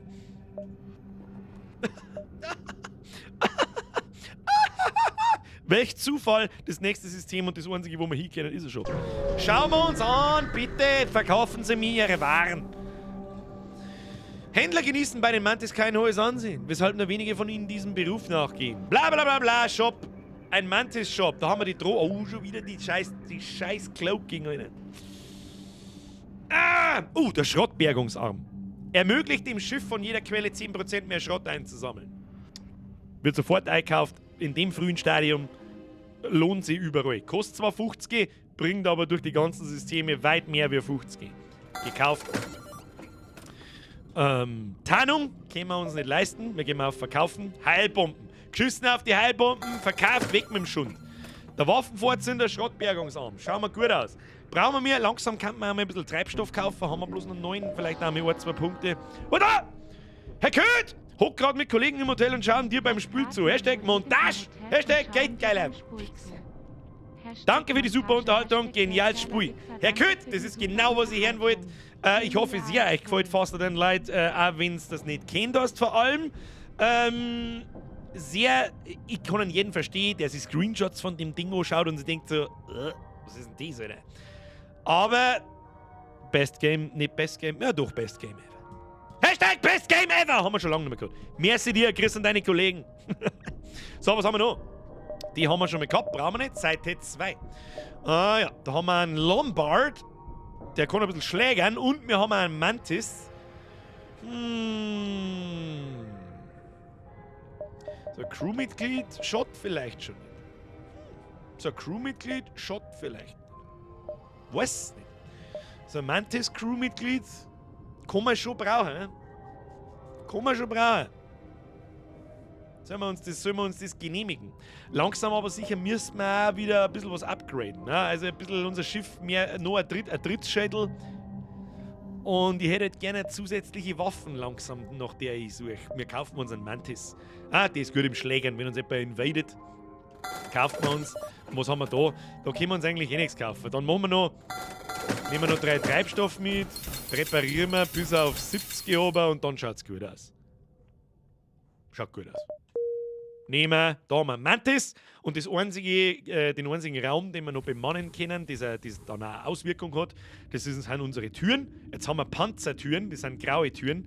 Wenn uns Gegner invaden, dann können sie nicht so leicht einfach umeinander spazieren, wie es ihnen passt. Und mehr Crewmitglieder, mehr gut. Ja. Gut, weiter geht's. Springen wir, ich würde sagen, da oben und dann langsam da auf. Das müsste sich hingehen.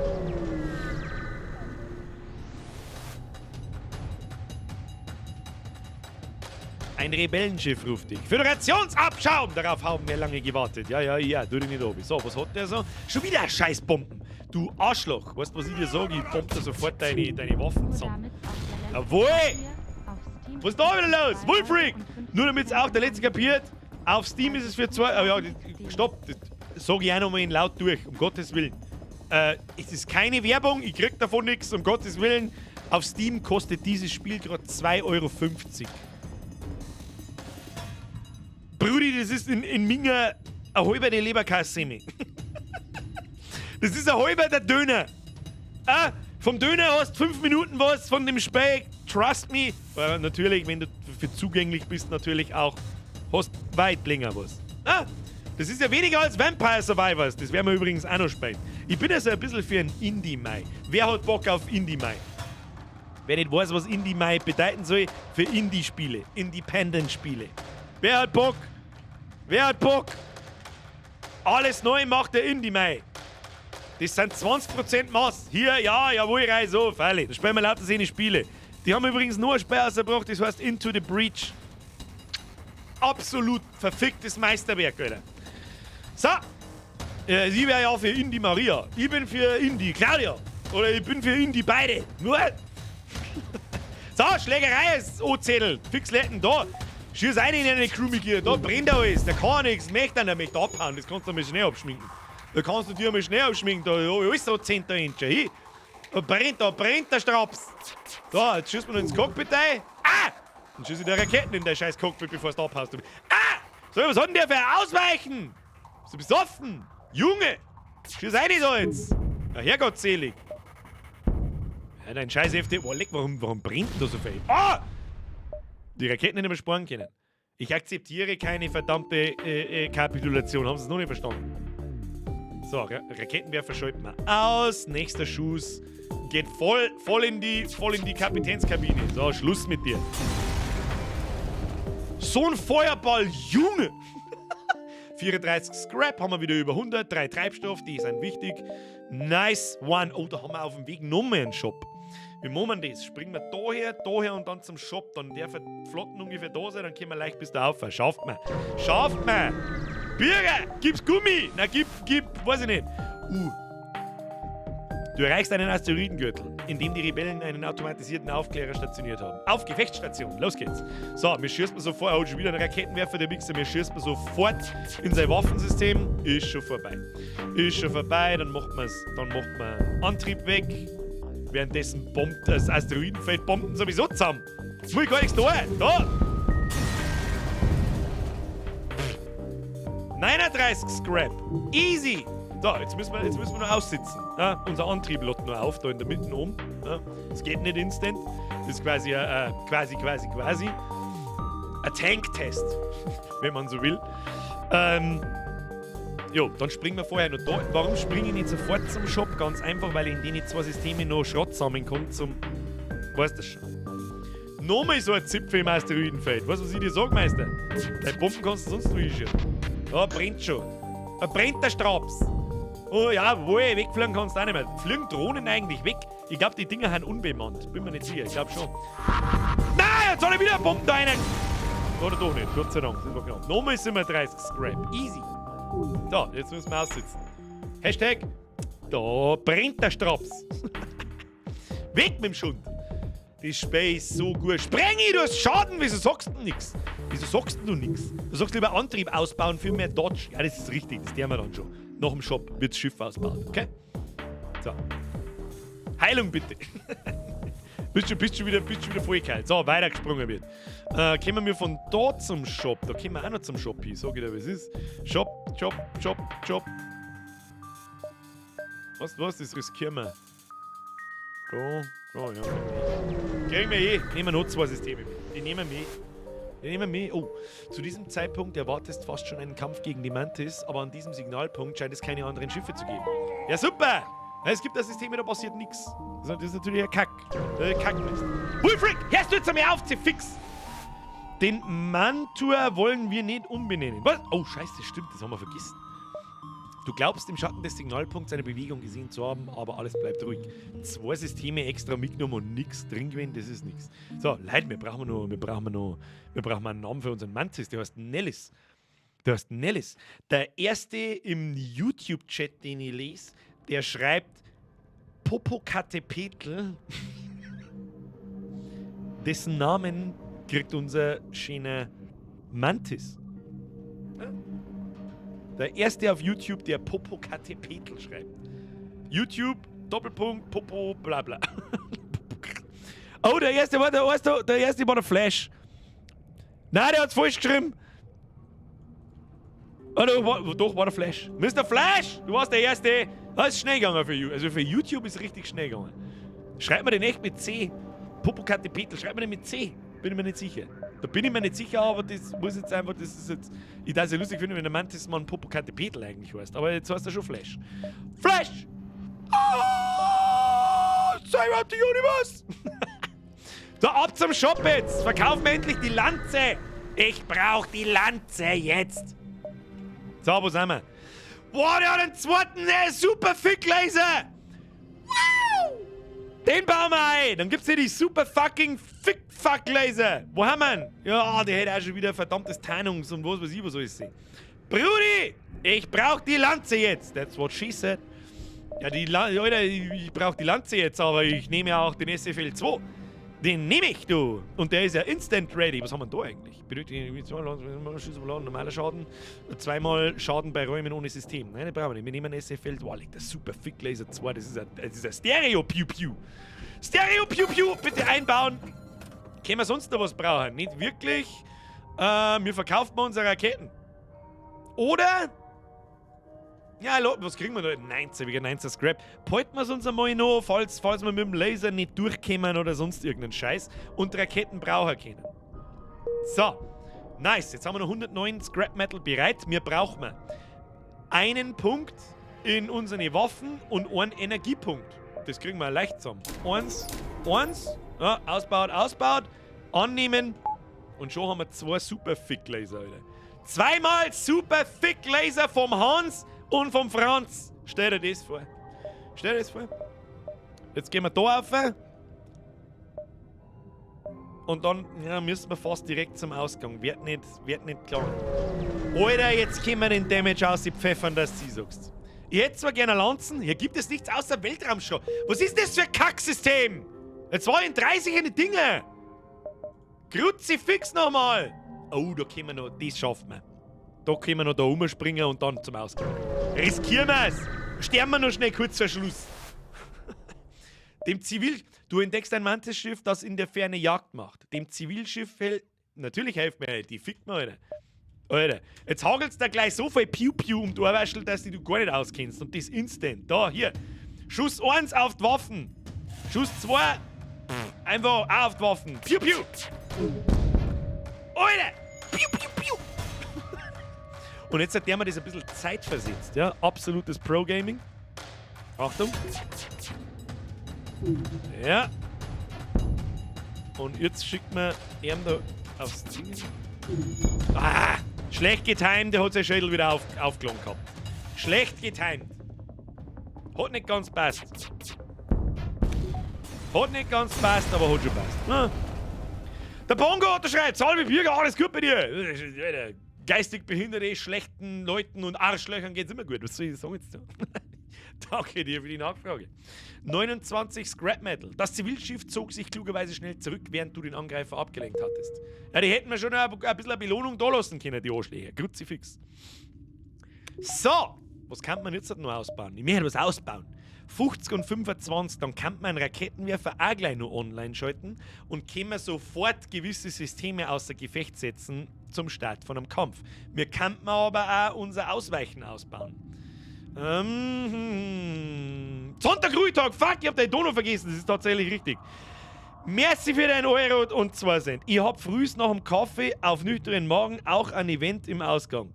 Grüße aus Franken. Gut, dass du mich darauf hingewiesen hast, dass ich das noch schnell vorgelesen habe. Danke dir. Oh, alle sagen ausweichen. Ja, dann gehen wir ausweichen. Wie viel kriegen wir fürs Ausweichen? Machen wir einmal so, einmal so. Und dann brauchen wir noch 30 und 25. Ja, ich glaube, ums Anschlecken nicht, aber da, hier, 5% mehr ausweichen ist stabil. Machen wir annehmen, Energie rein und schon haben wir 25% Ausweichchance. Was wir mal machen könnten ist, wir brauchen mal in der Med Bay, da unten in unserem Heilungsteil, brauchen wir die Energie nicht. Darum bauen wir da gleich noch einen aus. Das hätte ich später so und so irgendwann da. Machen wir das aus und schon haben wir 30% Ausweichen. Passt. Weiter geht's. Ab zum Ausgang. Es tut mir jetzt fast schon ein bisschen leid, dass das System so laber, weil nichts mehr passiert ist. Du hast den Langstreckensignalpunkt erreicht, ist der FTL-Antrieb geladen, kannst in den nächsten Sektor springen. Oh, du stößt auf eine Asteroiden-Bergbaukolonie. Sie rufen dich. Hallo, unsere Vorräte an Sprengstoff sind aufgebraucht und die Rebellen blockieren dieses System. Haben Sie zufällig etwas Sprengstoff übrig? Jetzt habe ich Auswahlmöglichkeiten. Raketenwaffe anbieten. Ihr Problem mit einer Rakete zu lösen. Verliere ich dann meine Raketen-Dingsbums, meine Waffen oder bloß Raketen? Das weiß ich jetzt nicht. Zweitens, Ihnen die 5 geforderten Raketen überlassen. 15 Raketen überlassen ist leider ausgeblendet. Und ablehnen. So, folgendes. Haben wir heute noch nicht gehabt, glaube ich, so eine blaue Option. Es gibt für jedes Event eine unsichtbare Option, die du nur dann angezeigt kriegst, wenn dein Schiff bestimmte Dinge hat. Ja? Das wird man nur, das Blaue, das wird man nur angezeigt, wenn ich einen Raketenwerfer an Bord habe. Hätte ich den jetzt nicht, ja, da herunten das Artemis-Teil, dann hätte ich die Option nicht. Und die blaue Optionen, da Sprenger jetzt schon geschrieben, blaue Option ist gleich immer gut. Das heißt, machen wir. Ich weiß Ihr Angebot zu schätzen, allerdings gelten hier für den Umgang mit Sprengstoff am Arbeitsplatz gewisse Regeln. Eine Rakete in unsere Mine zu feuern, würde ich nicht unbedingt als gewerkschaftsfreundlich bezeichnen. Okay, bye.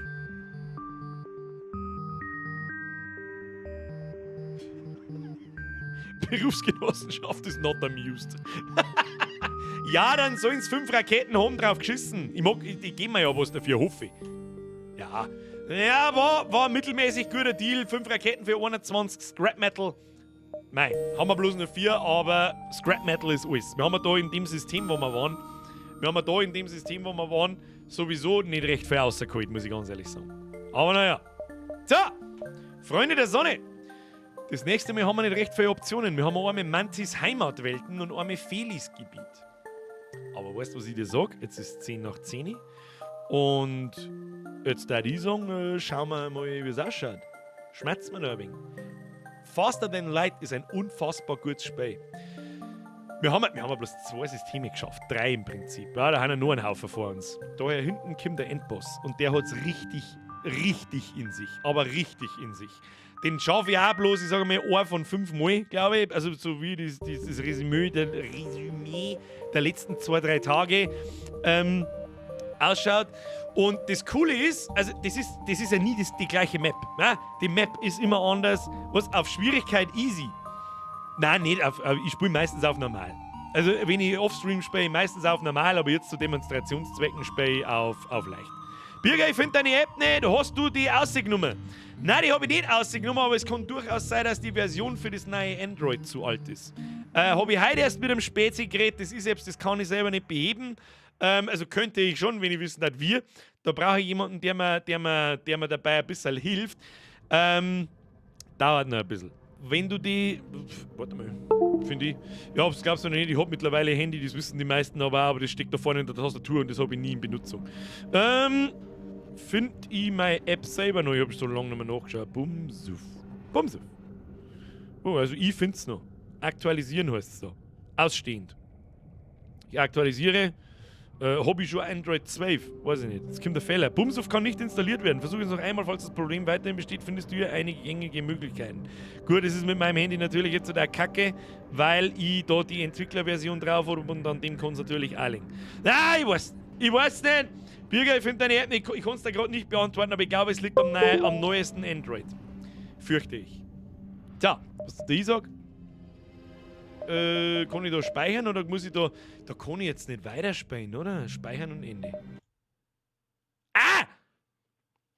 Jetzt warte mal. Muss ich da jetzt wirklich bis nächste Woche warten, bis ich wieder weiterspielen kann? Oder gibt es da keine Speicherstände? Achtung. Neues Spiel fortfahren. Keine Quicksaves, Sudden Death. Ja gut, stimmt. Ja, das ist natürlich behindert. Aber ich hätte halt gern mehrere Spielstände gleichzeitig angefangen. Alles ist behindert.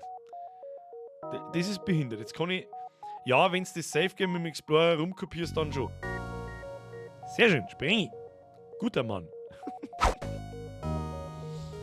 Freunde der Sonne, bevor sie jetzt wieder alle schleichen, wenn es euch gefallen hat, Like nicht vergessen für die neuen Leute, Follow, Abo und aktiviert die verfickte Glocken. Mittlerweile gibt es 3 Optionen, die man in der Glocken aktivieren kann auf YouTube. Ja, mittlerweile glaube ich, ohne Glocken kriegt sowieso keiner mehr mit, wenn ich Videos auflade oder ein live gehe oder sonst irgendwas. Das ist voll beschissen, Alter. Aber voll beschissen. Jetzt trinke ich mal was. Darum auf YouTube auf die Glocken klicken und dann kannst du, glaube ich, irgendwie aktivieren, so von wegen, ja, alles anzeigen. Und nicht bloß, was YouTube meint, was gut ist, was ich mache. Für was hast du denn auf Abo gedrückt, frage ich mich dann. Also, keine Ahnung. Der Big Pharma, die gibt's schon lang, aber die zweite bringt nichts. Was? Die Glocken. Will man nicht sehen. Der Extremmann schreibt, es kann aber auch sein, dass du zu jung bist oder einfach dein Alter noch nicht bestätigt hast und dann wird dir das von Haus aus nicht angezeigt. Oh! Ja, das kann natürlich, auf das habe ich jetzt natürlich nicht gedacht. Wenn du nicht 18 bist und das dein Handy weiß, dann hast du meine App sowieso auch nicht, weil die halt nun mal ab 18 ist. Eddie Gordo, hey Birger, wo sind die Streams mit der Bürgerin von A Way Out? Sind die auf YouTube? Ja, sind's. Gehst in meinen Kanal, scrollst du durch meine vergangenen Streams. Findest du in der Suche nicht, weil die alle auf nicht gelistet stehen. Sie sind öffentlich zugänglich, aber nur in meinem Kanal, nicht über Suche. So! A Way Out müsst ihr auch noch fertig spielen, das stimmt, aber ich brauche ja wieder was, eine Besonderheit nach der Sommerpause. Ja, dann sage ich zu ihr, hey, du müsst mal A Way Out weiterspielen. Das wird super. Der Black Creeper schreibt, es tut mir leid, dass ich spam, aber keine Antwort mehr. Was ist jetzt mit den Caps? Wie, wo, wann, was? Habe ich doch am Montag schon erzählt. Wann? Sonntag. Was noch? Was ist jetzt mit dir? Wie? Verschickt ihr einen Teil, verschickt Barbarian Caps einen Teil. Wo? Sag ich dir am Sonntag. Was? Caps. Welche? Außerordentlich toll gemachte Vollbier-Squad-Caps. Für die Leute, die am Montag vielleicht nicht da waren. Ich bin am Dienstag, Entschuldigung, am Dienstag, glaube ich. 10. Mai, ist der Dienstag, der 10. Mai? Lass mich mal schauen. Ja, am Dienstag. Theoretisch wird mein Kanal am Dienstag 5 Jahre alt. Na, aber ich mache das am Sonntag schon immer. Kommt ein Video. Okay? Da kommt, sagen wir es einfach auch, ich sage nicht, was für ein Video. Habe ich das schon gesagt? Weiß ich nicht. Ist auch egal. Auf alle Fälle ist da ein kleines Special drin. Okay? Mein Kanal wird auch nicht alle Jahre 5 alle die Waldfee. Mein Kanal wird auch nicht jeden Tag 5 Jahre alt. Und habe ich mir gedacht, da kann man ein einziges Mal in 5 Jahren eine Kooperation eingehen. Ja? Der Black Creeper sagt, du hast doch gesagt, heute Reveal, wie die ausschauen. Nein, habe ich nicht. Ich habe gesagt, vielleicht sage ich es euch am Mittwoch. Aber ich habe mich gerade dazu entschieden, nein, ich sage es euch am Sonntag. So, wenn die eingesperrt sind, ist dann Caps Lock. Ja, Highlander, das hast du gut erkannt. Der Skylar, wie geht's der Bürgerin, by the way, und bist du jetzt krank? Also, weiß ich nicht, mache ich einen kranken Eindruck gesundheitlich? Mir geht's eigentlich noch gut. Der Bürgerin ist wieder auf dem aufsteigenden Ast. Ich hab's, glaube ich, immer noch nicht. Keine Ahnung. Der Flash spielt, ohne dass ich irgendwo die Glocke aktiviert habe. Also ich schaue regelmäßig unter die neuesten Videos unter Abos. Da finde ich alles Aktuelle und geht nichts unter. Da täuscht dich mal nicht. Ist bei mir jetzt auch nicht relativ schwierig, muss ich ganz ehrlich sagen, weil ich nicht mehr so viel Output an Videos habe, wie das vielleicht irgendwann einmal war. Da wo ich wirklich jede Woche oder alle 1,5 Wochen war damals so der Plan. Das ist schon ewig her. Da bin ich immer präsent, ja, aber mittlerweile mache ich nur, ich sage mal, im Schnitt ein Video im Monat. Ja, da kann schon mal passieren, dass dann was untergeht. Geht mir auch so mit den Videos, habe aber auch nur wenige Kanäle abonniert. Ich benutze mein Abo-Feed überhaupt nicht zum Beispiel, deswegen kann ich nicht mitreden. Aber gut. Gute Besserung an Sie, Skylar, richtig aus, danke dir. So, also jetzt passt's auf, für die nicht da waren. Ja, ich bin eine Kooperation eingegangen, das erste Mal in 5 Jahren. Ihr wisst's, ja gut, die meisten wissen es natürlich nicht, weil im Stream das die wenigsten Leute von alle sehen. Das müssen die in Videos sagen und das tue ich nicht. Ich glaube, ich habe im Laufe, da reden wir sehr ausführlich nächsten Montag drüber. Ja, die ganze nächste Woche ist den letzten 5 Jahren gewidmet. Ja, in die Streams, in dem Video geht's natürlich auch, es ist eine How-to-Bürger Phase 3.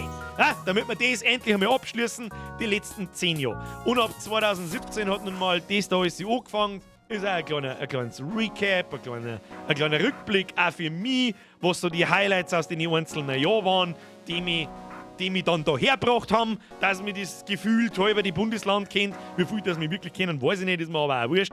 Und dann gibt es nächste Woche ein 5-Jahres- Bürger-Recap, Montag und Mittwoch, wird quasi ein Blätschmerz, quasi.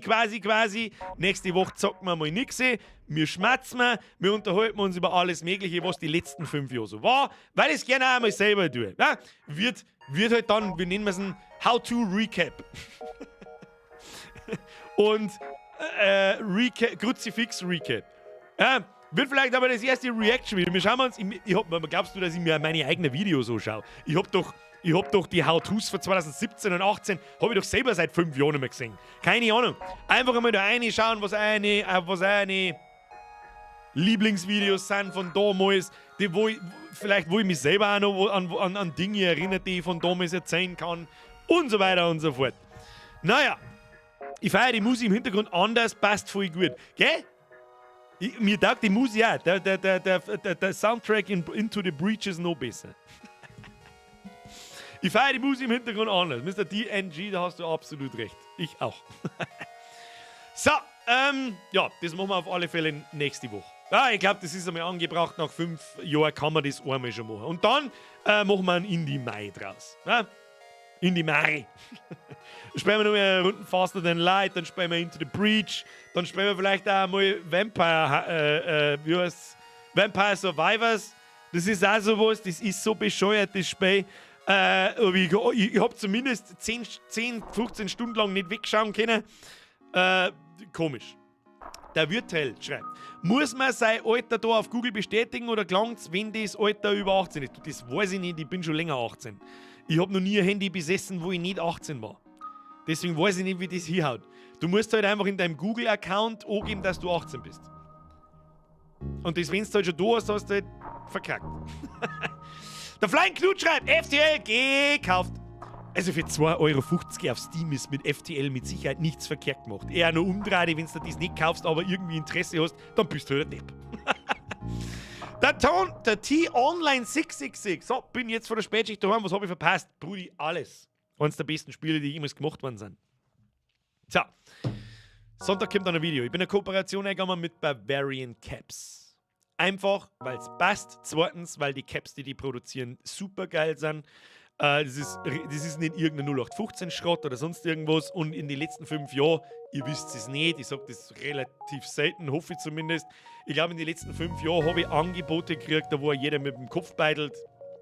Zumindest bei jedem Zweiten. Also, wieso tust du das nicht, du Idiot?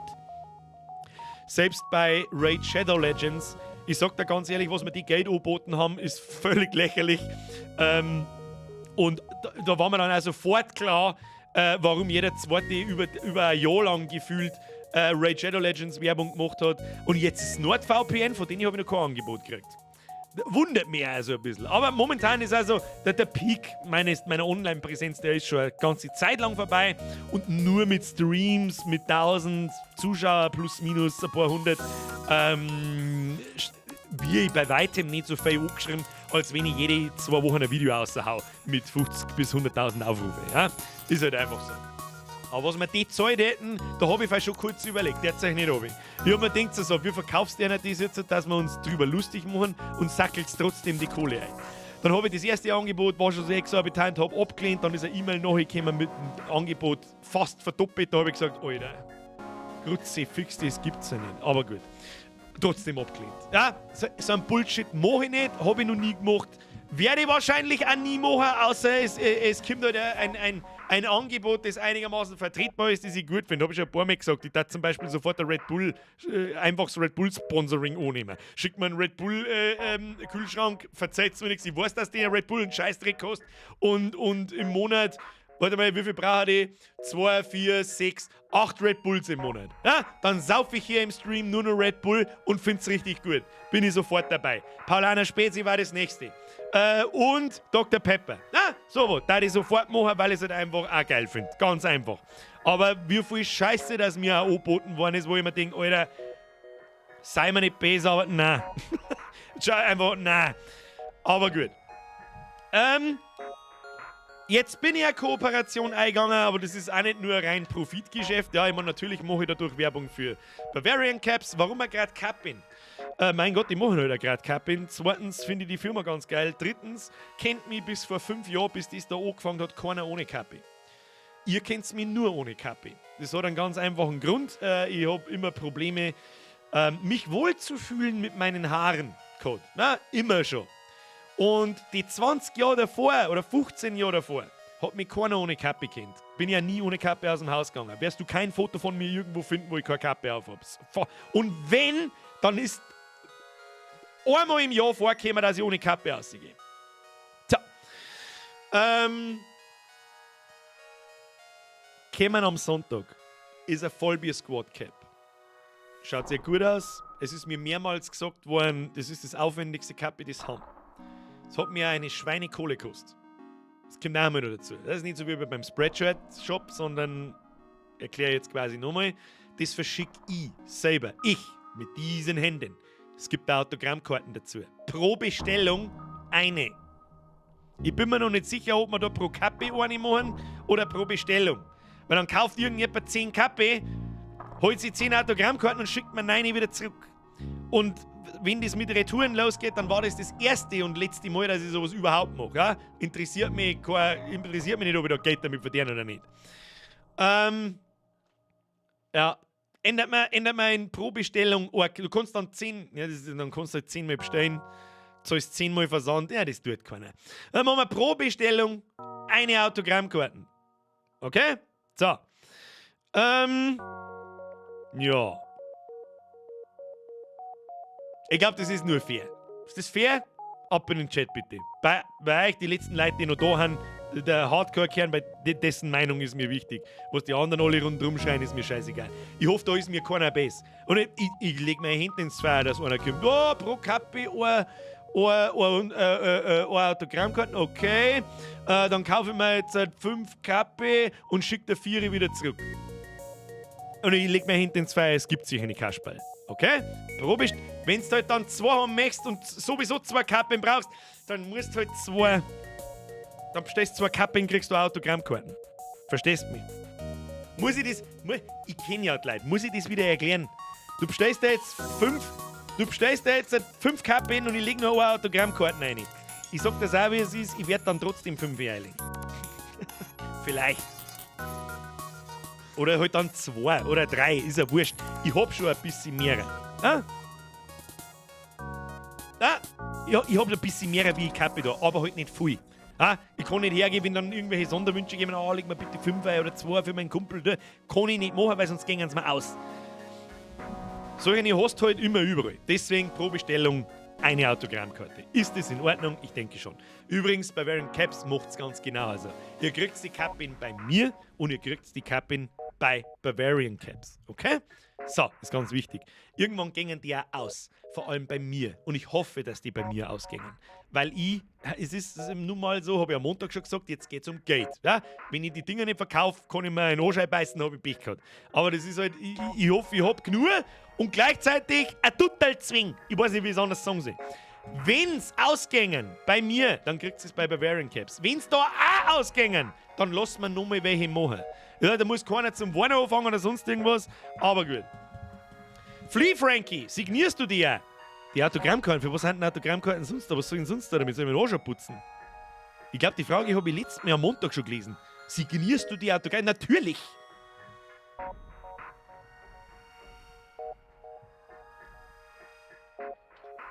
Ich habe jetzt... Die Signierten sind alle vorn. Ja, die habe ich vorhin schon aufgestapelt. Ich habe schon hergekriegt ein bisschen. Ich habe die letzten 2-3 Wochen nichts anderes wie den Scheiß hergekriegt. Ja? Mein eigener Shop eingerichtet. Den einigermaßen in Ordnung gebracht, dass er gut ausschaut. Mir um die Versandvorbereitung gekümmert. Um jeden Scheißtrick. Das Video ist noch nicht fertig. Achtung, ich signiere schnell eine.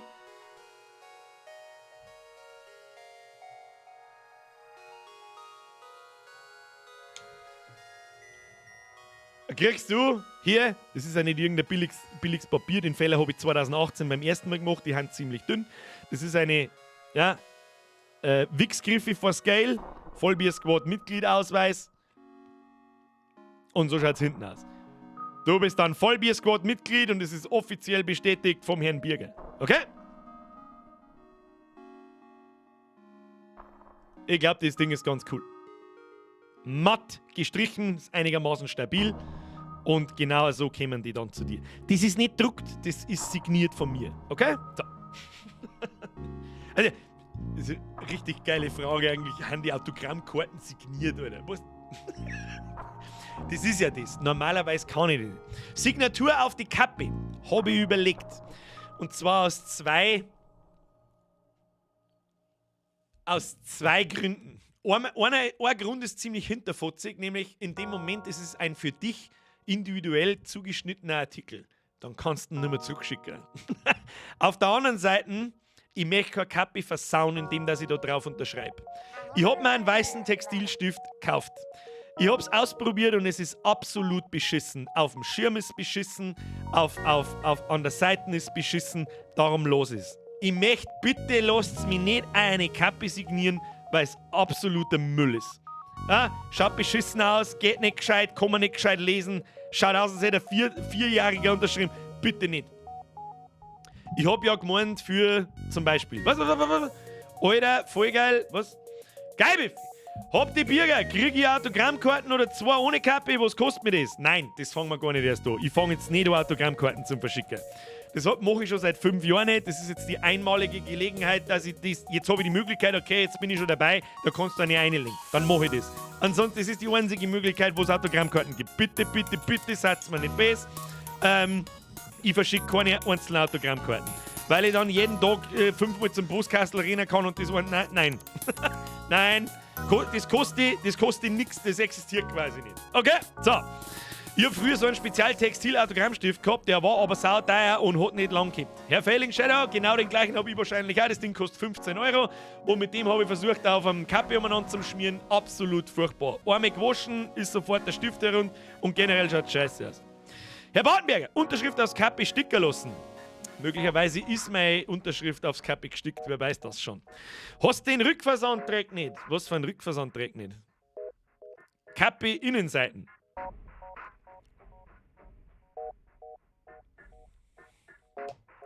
Wem hilft denn das was? Für das ist Autogrammkarten dabei! Dann gibt es bloß die Möglichkeit, das Kappe von mir live signieren zu lassen auf der LAN. So, aus. Kann man auch einen Bürger ohne Karte und Kappe kaufen, vielleicht? Geil, wie viel Sepp merci für den Drilling. Ich hoffe, Sie sind mir nicht böse. Virtuell 2. Im Internet habe ich auch sein gefunden, wo ich die App einfach so runterladen kann. Meinst du, haut das hin? Also erstmal die Frage. Hast du mir gerade jemanden mitgeteilt, der meine App raubkopiert hat? Im Internet habe ich eine Seite gefunden, wo ich die App einfach so runterladen kann. Meinst du, haut das hin? Was ist das für Internetseiten? Hast du mir gerade durch die Blume gesagt, irgendjemand hat meine App geklaut? Du bist lustig. Du bist noch nicht so alt, gell? Sebi! Ich hab vom René Rast sein Cap signieren lassen, schwarz mit goldener Schrift und das ging vom Deckel her. Man muss nur aufpassen, welchen Stift und wie man schmiert. Ja, genau. Das Risiko gehe ich nicht ein, dass ich da jetzt 5 Kappe kaputt mache, bis ich es dann irgendwann kann. Schwab 100 € vom Klo runter und na, es gibt einfach keine signierten Caps aus. Mr. Mesh, sag einmal das beschissen signierte Kappe, also interessiert mich nur wegen der Unterschrift. Ah ja, nice try. Black Creeper, Bürger kaufen. Ich dachte, Menschenhandel ist verboten. Ja, bei uns in Niederbayern ist Menschenhandel nur Kavaliersdelikt. So. Jo. Dann, da ich sagen, Freunde der Sonne, ich bin sehr gespannt auf Sonntag. Ich bin sehr sicher, es geht jetzt einmal nicht um mir. Ja, Bavarian Caps, geil, vielen Dank für die Zusammenarbeit. Der Typ, mit dem ich das gemacht habe, ich bin mit denen seit über 2 Jahren im Kontakt. Ich habe 2 Prototypen da oben stehen. Einer mit egal, sage ich, seht es dann am Sonntag. Ich hoffe, es gefällt euch. Ich hoffe sehr. Ich wäre euch natürlich sehr dankbar, wenn ihr das Teil zuerst bei mir bestellt und wenn es außer dann bei Bavarian Caps. Es gibt keinen Unterschied. Das ist übrigens noch sowas. Ja? Ich habe mir mit Bavarian Caps so ein bisschen geeinigt, dass ich nicht irgendeine besondere Version in meinem Shop habe als sie. Bei einer gibt es die Autogrammkarten zum Kappe auch dazu. Ja? Wenn ich jetzt anfange, die Kappe zum Signieren, dann war das und beschließt das jetzt 5 Tage vorher, dann ist das ein ziemlicher Bitch-Move. Ja? Das war ein ziemlicher Bitch-Move und das mag ich nicht machen. das ist jetzt ein schöner Grund, dass ich die Kappe nicht signiere. Ja, den denke ich mir jetzt auch nicht aus, okay? Das ist so besprochen. Der nette Kerl heißt übrigens André von Bavarian Caps, sehr griebiger Kerl, der hat sehr viel Geduld gehabt mit mir, weil ich mir ständig irgendeinen Scheiß eingebaut habe und das noch und das noch und das noch, kann man das nicht auch noch und ja, dann wird aber das Kappe so da, ist mir wurscht! Ja, aber so ist halt mehr verdienen, das ist mir auch wurscht! Kappe geil! Und das Kappe ist geil, trust me, das ist von vorn bis hinten, ich glaube, ich brauche schon über Minuten im Video zum erklären, was alles besonders ist dran. Ja, dann darf ich sagen, ich hoffe, es gefällt. Ich glaube, wir haben genug derzeit nicht runter. Und dann würde ich mich natürlich extrem freuen, wenn es euch eins snitcht, was auch immer. Ich werde bis dahin, der Shop ist noch nicht ganz 1000%ig aktualisiert. Ich muss noch ändern, dass eben eine Autogrammkarte pro Bestellung, fett und unterstrichen, in Klammern nicht pro Cap. Geil, Bifse! Darfst mir noch bitte meine Tante Irene grüßen, die hat heute Jahrestag mit viel Kerzen. Was? Ist wie eine zweite Mama für mich, merci. Tante Irene! Die schaut meinen Stream oder was? Irene, schöne Grüße vom Geilbiffi-Sepp. Ich weiß ja nicht, wie er heißt. Wahrscheinlich wirklich Geilbiffi, wer weiß das schon. Merci dir! So, der Versand ist schon ein bisschen viel AT, aber hilft nichts. Will das Teil wurscht, wie es ausschaut. Herr Hunter, das erzähle ich jetzt auch noch schnell, ist mir wurscht, wie spät das ist. Ich versende nur nach Deutschland und nach Österreich. Ich habe lange überlegt mit Österreich, ist schweineteuer. Ich sag's euch, was ist, der Versand ist nicht ganz billig. Ich verschicke halt nicht viel Backerl im Jahr. Ja? Also, eigentlich gar kein. Ja? Ich verschicke die als Privatperson. Und was DHL kostet, wisst man. Ich brauche aber ein Backerl, das versichert ist, und dann ist halt die Sendungsverfolgung auch noch dabei. Ob ich das logistisch machen kann, ich glaube, ihr kriegt eine E-Mail von DHL selber dann. Ja? Ob ich das logistisch, Mr. Soul of Cell hoffentlich mit gebogenem Schirm, du kannst den Schirm natürlich biegen, aber bitte tu es nicht. Dankeschön. Und wenn du die Bavarian Caps mal so anschaust, was die sonst so haben, dann sagst du, dass da kein einziger Schirm gebogen ist. Ich weiß, was du meinst. Ich war ein riesengroßer Flexfit-Cap-Fan, habe meine Schirme auch immer gebogen, aber da habe ich eine schlechte Nachricht für dich. Der Hunter schreibt, ist gleich, das passt schon mit 16 Euro. Und da haben wir jetzt, das tut mir wirklich leid, ich schreibe es auch bei mir im Shop dazu, liebe Österreicher, aber bevor ich gar nicht nach Österreich verschicke, biete ich es euch zumindest so, aber es kostet halt 16 Euro. Ja? Der Versand nach Österreich von daher kostet einfach 16 Euro und das ist eine Frechheit, aber was ist es? Mr. Handel! Wie der Typ in der Bates-Unterhosen meinte, nein, wir haben nicht nur! Oh, leck, Alter. Da hast du aber einen ganz alten Ausgraben. Das müssten wir am Montag auch anschauen. Die guten neuen Bavarian 300 Videos und den ganzen Mist. Mr. Handel, merci für dein Drilling. So. Fanartikel sind immer teuer. Geht. Nicht unbedingt. Ja, dann darf ich sagen, sehen wir uns am Sonntag. Gibt es eine Videopremiere? Ich glaube nicht, weil ich nämlich den Link in dem Video dann drin habe zum Shop und wenn ich das vorher schon ankündige, dann könnt ihr halt schon bestellen, obwohl ihr es nicht kennt, aber weiß ich am Sonntag um 14 Uhr kommt das Video per Voreinstellung. Ja, da ist dann der Link drin und der ganze Scheiß und was das was ist. Dann würde mich sehr freuen, wenn es euch taugt und vielen Dank vorab an jeden Einzelnen, der sich so ein Ding genehmigt. Vielen Dank für die letzten 5 Jahre, gehört auch mal gesagt. Ich lasse in dem Video ein bisschen raus, wieder alle 5 Minuten, merci dir, ne? Weil langsam das inflationäre Merci ist vielleicht auch irgendwann einmal unglaubwürdig, aber es ist nun mal so. Naja. Der TNT-Luxi schreibt, bist mit Absicht nicht Twitch-Partner? Ja, bin ich mit Absicht, weil ich sonst nicht mehr auf YouTube streamen dürfte, was ich tue, was du da im Chat sagst. Die 200 Schilling haben wir auch noch, tu dich nicht durch. Ja, bis Sonntag, schlaft's gut, meine Damen und Herren, schreibt der Herr Hunter. Der Anton Engelmann schreibt Mi. Warum, weiß ich nicht. Der Herr Bauer schreibt, gute Nacht, gute Nacht, Bürger, Hashtag geiler Kerl, Hashtag no homo. Ich bin aber für Full Homo. So, Leute, jetzt schleicht's euch. Vielen Dank für Ihre Aufmerksamkeit. Wir sehen uns am Sonntag, wir sehen uns am Montag spätestens nochmal live im Stream, 20 Uhr, mit Teil 1 des Recaps der letzten 5 Jahre und am Mittwoch dann mit Teil 2. Wir schauen uns all die Videos an, wir unterhalten uns über alles, was die letzten 5 Jahre so passiert ist, alles, was mir einfällt, was mir aus dem Maul plumpst. Ich sag bloß absoluter Real Talk, weil sonst liege ich bloß in die Kamera. Weißt du sehr, es ist, so wie es offensichtlich die anderen alle machen. Vielen Dank für alles. Bussi aufs Nussi, ein Vorab, ein schönes Wochenende. Schlaft's gut. Vielen Dank für die ganzen Donations. Vielen Dank an die ganzen neuen Mitglieder. Da waren heute auch wieder einige dabei. Ich weiß nicht, hat YouTube schon wieder so eine Aktion mit 50% auf die Mitgliedschaft? Ich weiß es nicht. Vielen Dank für alles. Schleichen Sie sich ins Bett. Ich wünsche Ihnen was. Bleiben Sie gesund. Habe!